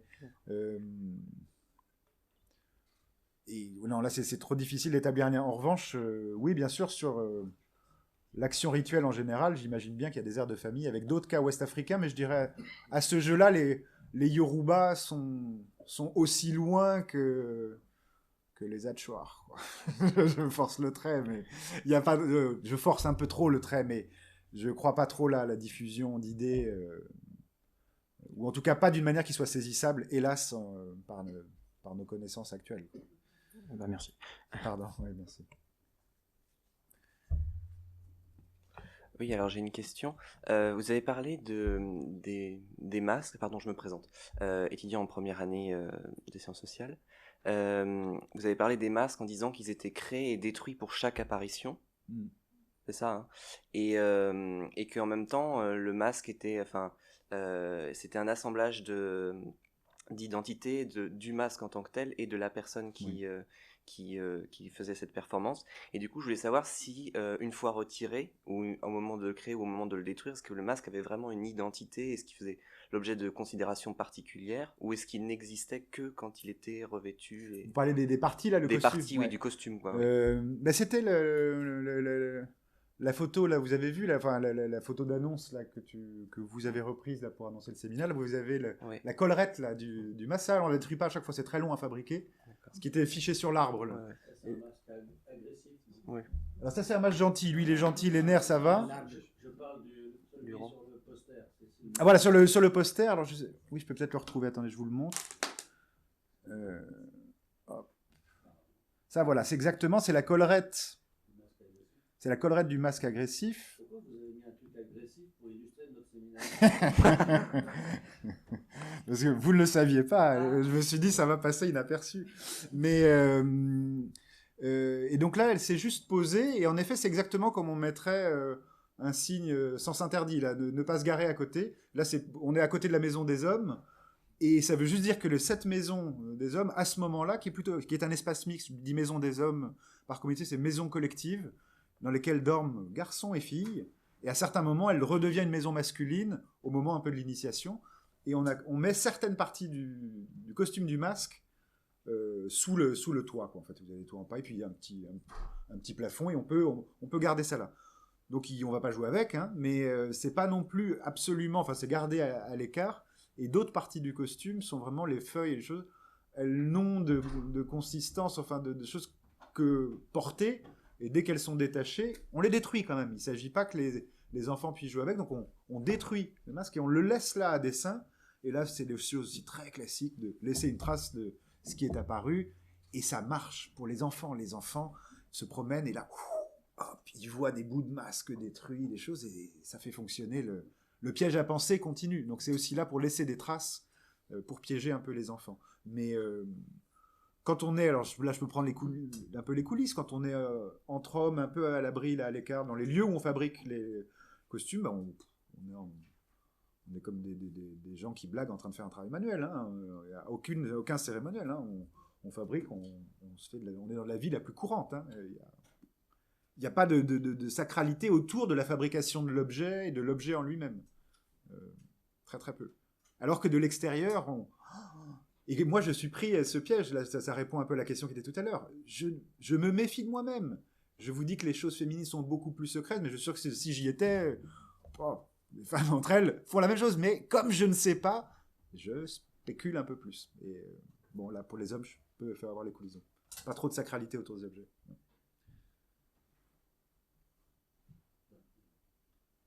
C'est plus la référence du piège à penser, c'est tout l'auteur. Pierre Smith. Et c'est...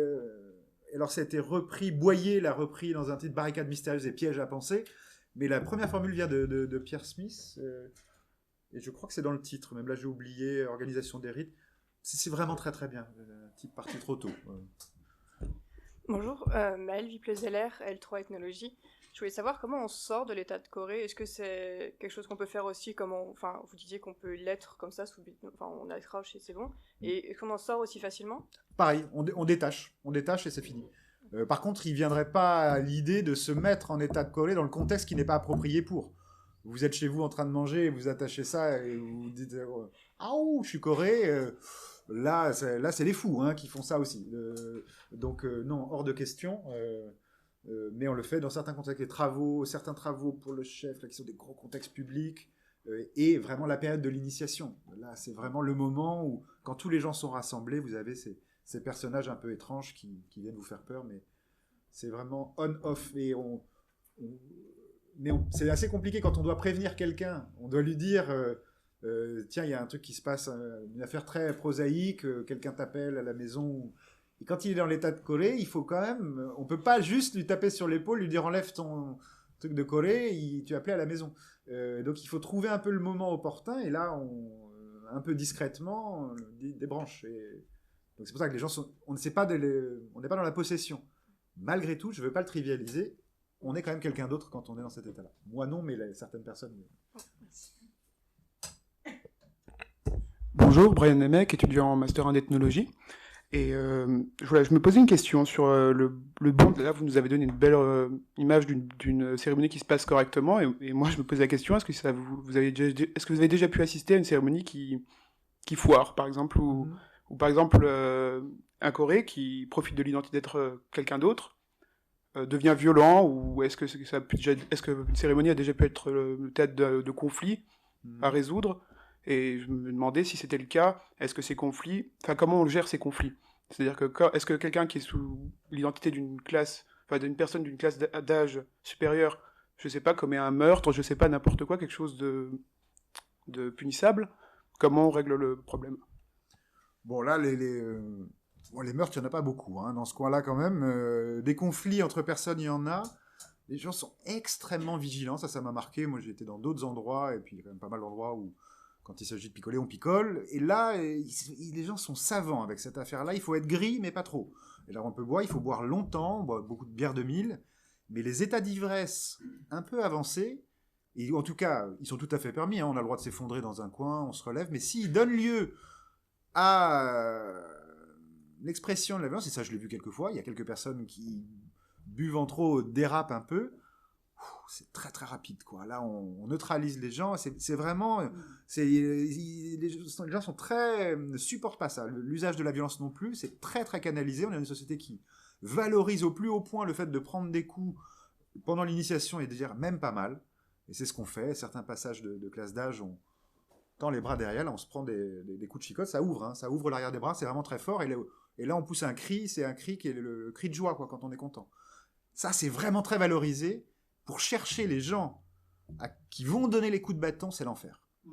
Et là, il faut aller prendre... Et personne ne veut donner les coups de bâton. C'est terrible. Vous pratiquez, chers collègues, l'anthropologie sado-masochiste. Voilà, prendre les coups, oui, mais il y a beaucoup plus de maso que de sado. Ça, c'est très très compliqué de trouver les sados. Et j'ai vu une fois les masses sortir... Il y a un lien, je vous fais une petite anecdote, mais je les ai vus une fois faire la police. Les masses sont sortis faire la police, et c'était assez choquant pour moi. Enfin, je m'y attendais pas, je vous décris ça, tout c'est assez ludique, ça se passe bien. Mais on peut quand même faire sortir Donc on va prendre les gaillards de la classe d'âge, c'est des types costauds, 20, 25 ans.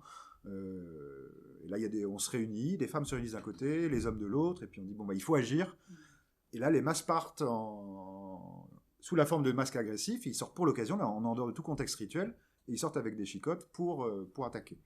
Et là, la personne qu'ils ont attaqué, ils ont attaqué des femmes, des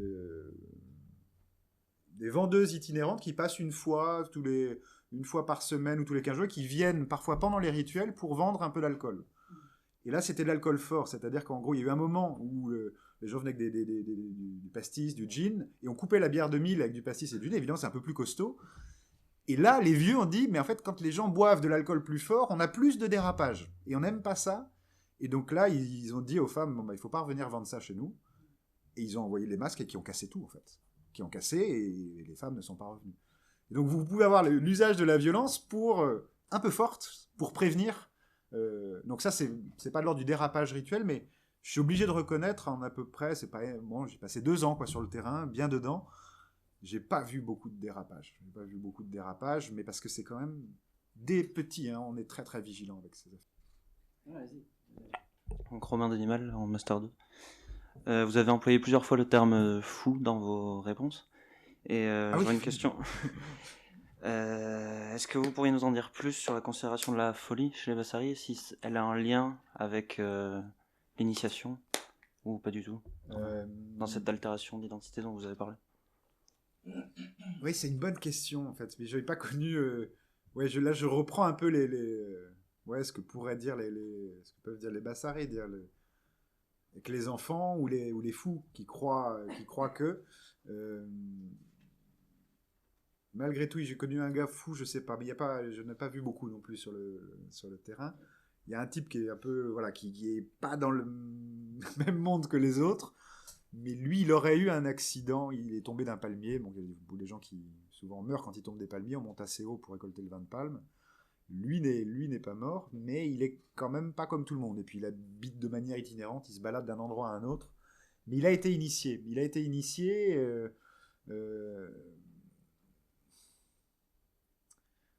J'ai pas d'exemple de gens, parce que quelqu'un qui aurait vraiment du mal à supporter l'initiation, c'est tenir les secrets en fait, et agir de, je sais pas ce qu'on ferait, mais on pourrait pas les emmener à l'initiation. Mais là, c'est des choses, je ne peux pas vous dire ce qui se passe. J'ai pas vu d'enfants un peu à côté qui n'auraient pas toutes leurs compétences psychologiques.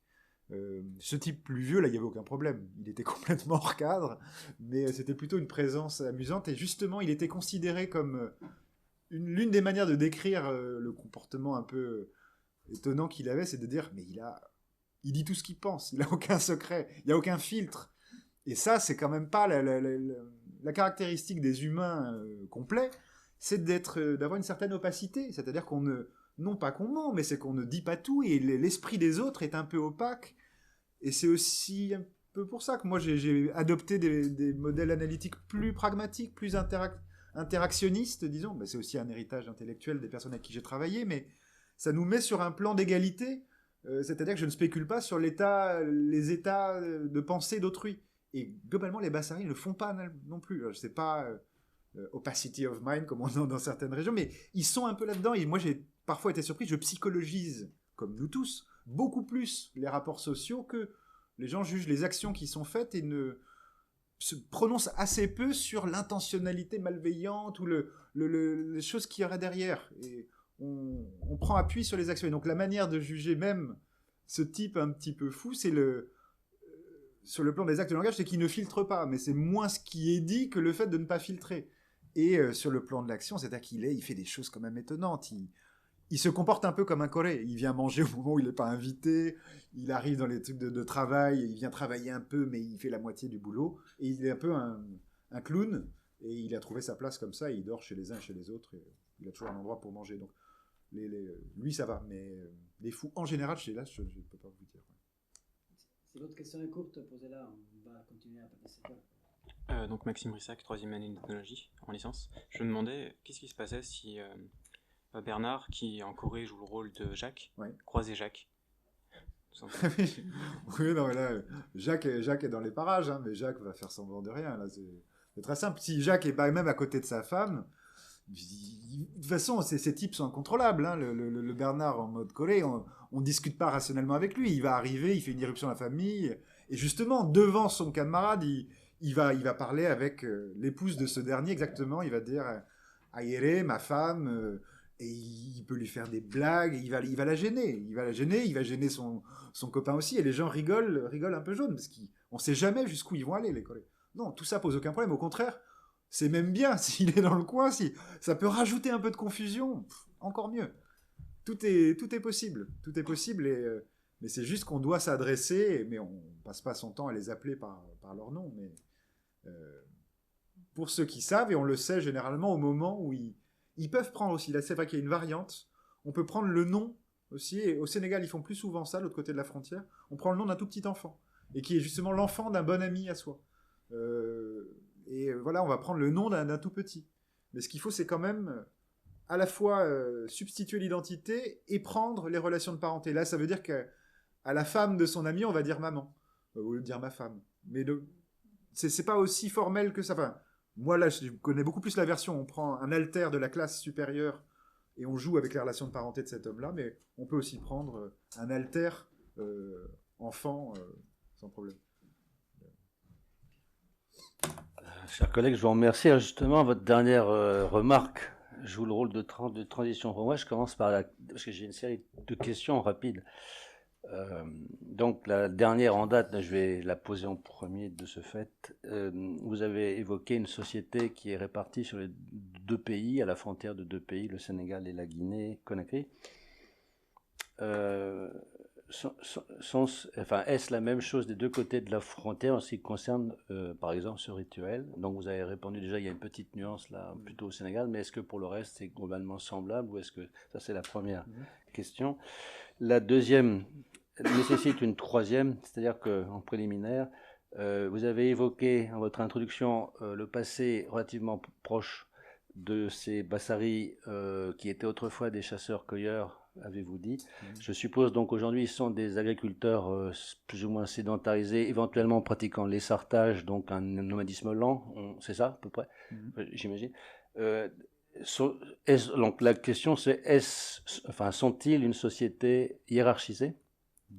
Et en fonction de si c'est oui, alors oui ou non, je sais pas, oui par exemple, ou non, pas sur ça, juste ça. Ouais, parce que la question arrive en fait. Pas hiérarchisé, non, très très faiblement. Hiérarchisé sur le principe des classes d'âge en fait. Mais donc, pas sur les classes sociales. Non. Ok. Non. Donc y a-t-il une pression sociale? On est dans une société holiste. Y a-t-il une pression sociale forte au quotidien pour les individus? Le manque d'intimité, les cases n'ont pas de chambre particulière, il y a la maison collective, vous avez dit, mais les adolescents et les jeunes gens s'y retrouvent, mais il y a encore dans un collectif. Donc l'intimité doit être rare. Est-ce que la pression sociale forte amène à ce qu'il y ait de temps en temps des soupapes de sécurité de celle-ci, par exemple? Et je pense au Corée, puisque le clown, l'inversion, etc., ça me rappelle beaucoup d'autres choses comparables, très différentes et comparables en Asie du Sud-Est, mais ailleurs dans le monde, dans le monde ethnographique évidemment. Et notamment, je pense aux Kantu étudiés par Michael Dove hier, les Kantu de Bornéo, de l'ouest de Bornéo, Sarawak, et à Aweng de Bornéo, au centre des monts Muller par Selato, et qui, lors des rituels, certains rituels où ils boivent, où on boit de la bière fermentée, des boissons fermentées exactement comme celle-ci, où c'est des occasions un peu rares aussi, se saoulent, et le rituel permet l'inversion de tous les tabous, de transgressions, etc., jusque sexuel. D'ailleurs, on peut coucher avec la femme, mais uniquement pendant la période de deuil, et de manière à ce que ça régule toutes les tensions, ça remette à plat, ça permet d'éviter les débordements évoqués. Alors, est-ce que c'est un peu la même chose ou pas du tout? C'est intéressant. Peut-être je réponds du coup par la dernière. On va retrouver le bon ordre si moi je fais l'inverse de l'inverse. Rite d'inversion, tout à fait. Et là, sur les questions, c'est assez amusant, sur les questions d'adultère, parce que je disais, dans la vie de tous les jours, ça passe plutôt bien, mais pas pendant les périodes rituelles. C'est justement là qu'il faut surtout pas... il y a des interdits sexuels, en fait. Dans ces périodes, inverser l'ordre ordinaire des choses dans ce monde-là, c'est au contraire être très strict. Mais sinon, les femmes ont quand même beaucoup d'amants dans leur jeunesse, plusieurs pères pour leurs enfants. Le mariage est une institution assez fragile, et on passe de l'un à l'autre. Mais il y a plutôt ce climat chaotique, et ça va dans le sens de ce qu'on disait tout à l'heure, c'est-à-dire que on rigole, mais c'est des affaires très sérieuses.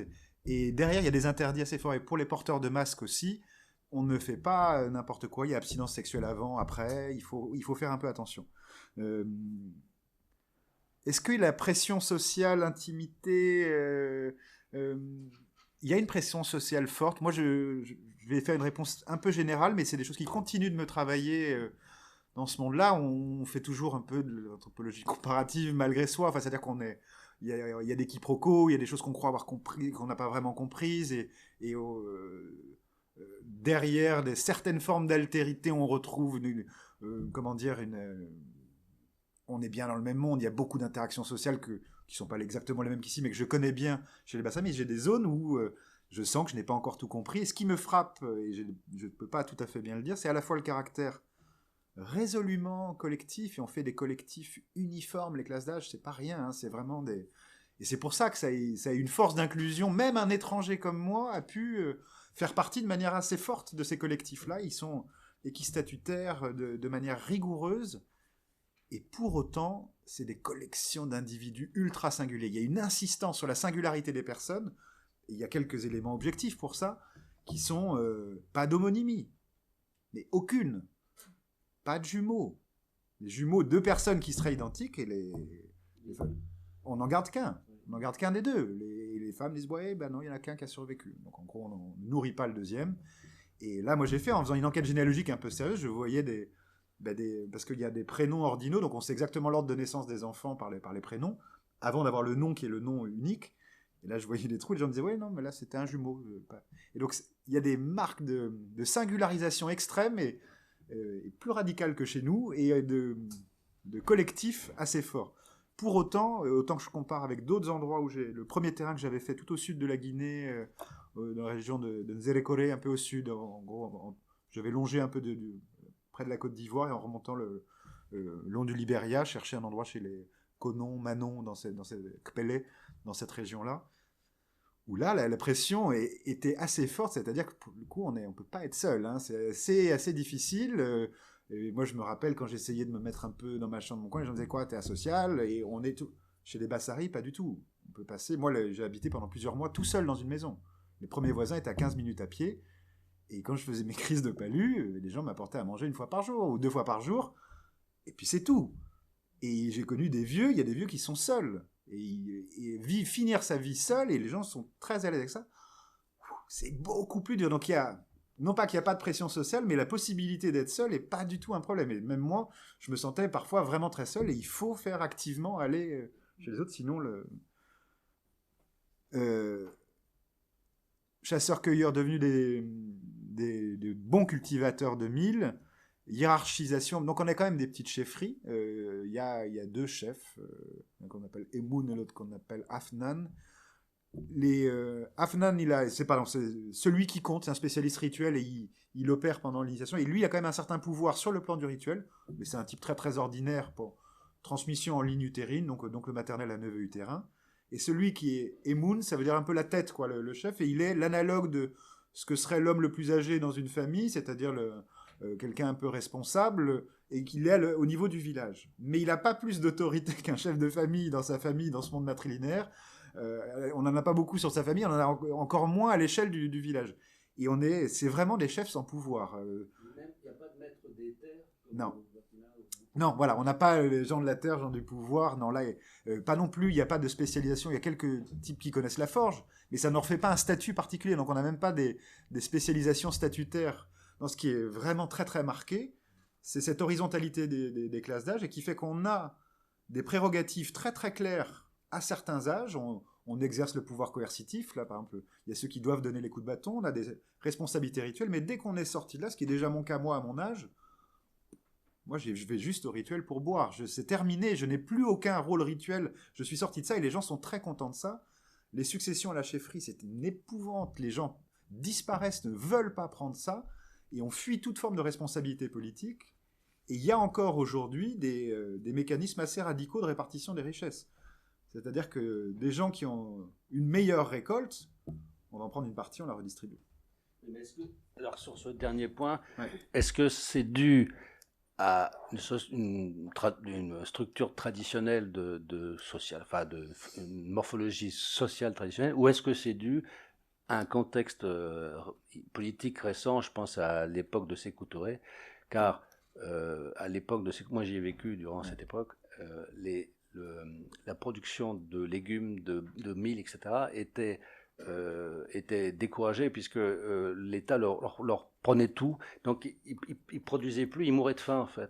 Et parce que sinon, ils savaient que c'était travail pour rien. Enfin, ils avaient peur de ça. Alors, est-ce que c'est une là, conséquence moi, j'y étais pas pendant les années Sékou, mais je connais une partie du poids qu'on peut avoir. C'est assez léger, là. Vous voyez, là, on est vraiment quand même assez loin. Il y a certaines personnes qui ont fui au Sénégal, justement, là, l'endroit où on a tenté d'interdire l'initiation. Il n'y a pas une pression foncière très très grande non plus. On est dans une zone où justement là c'est des essarteurs, mais on peut faire des jachères qui ont 40-50 ans. Il n'y a pas de grands conflits fonciers puisqu'en fait il y a suffisamment, c'est un habitat dispersé. Ce qui est dur, c'est d'essayer de les rassembler. Et ça, depuis Sékou Touré, on essaye de mettre les gens dans des villages rassemblés. Personne, ils arrivent à refuser cette chose-là. Mais ce coup de répartition des choses, c'était la même chose au Sénégal. Donc je ne crois pas qu'on peut l'attribuer à Sékou Touré. Et donc les gens, je pense qu'ils sont passés dans une économie plus monétaire au Sénégal. Il y a plus de, c'est ce qui choque les gens en Guinée. Ils disent mais vous vendez, il y a certaines céréales qu'on n'a pas le droit de vendre en fait. On peut uniquement les échanger chez les Bassari en Guinée. Les pois de terre c'est invendable, on n'a pas le droit. Et la bière de mil non plus, on n'a pas le droit de la vendre.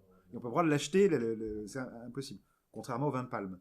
Et là au Sénégal ils font ça. Alors là les Guinéens regardent ça, ils ont complètement. La bière de mil et la bière de l'accueil, la boisson de l'accueil ou pas du tout? Ben de l'accueil, non, il n'y a pas d'accueil à proprement parler. C'est-à-dire qu'il faut tomber à un moment où le travail agricole donne lieu à des prestations de boissons et toutes les circonstances rituelles. Et mis sur toute l'année, il y en a quand même beaucoup. Et donc on a régulièrement, ce qu'il faut, c'est être invité aux bons endroits au bon moment. Et quand on est rentré dans le travail agricole, voilà, il y a toujours une occasion de boire, mais c'est vrai qu'il y a des périodes où on a un peu moins à boire. Mais les marchés, sinon, les marchés, on peut les picoler un peu. Je navré si j'ai empiété un tout petit peu, j'espère ne pas avoir été trop bavard pour le... J'avais juste une petite question d'Escolienne avant de faire la pause, mais avec une petite réponse. Non.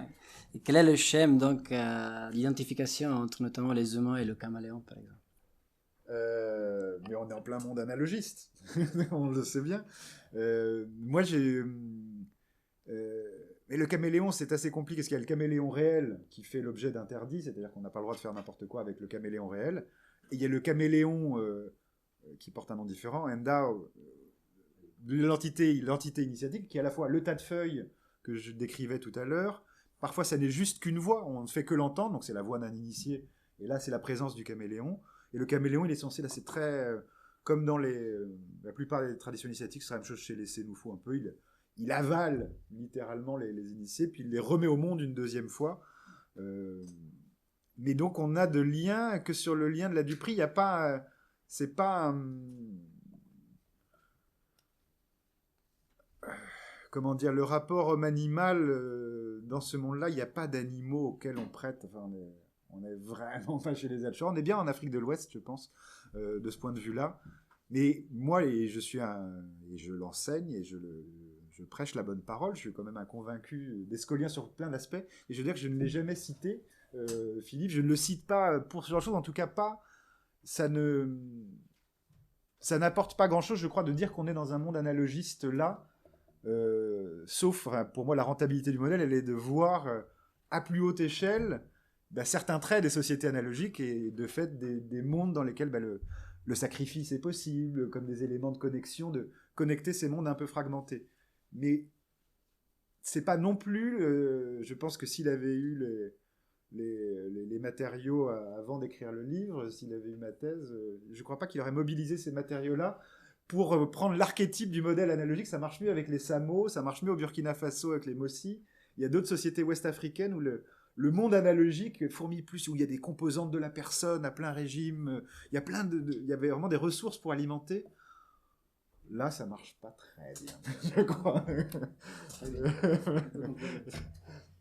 Pause de 5, maximum 10 minutes, et après, vous inquiétez pas, on aura plus de temps aussi. On finit pas à 17h, puis on aura le temps aussi pour vous. Merci.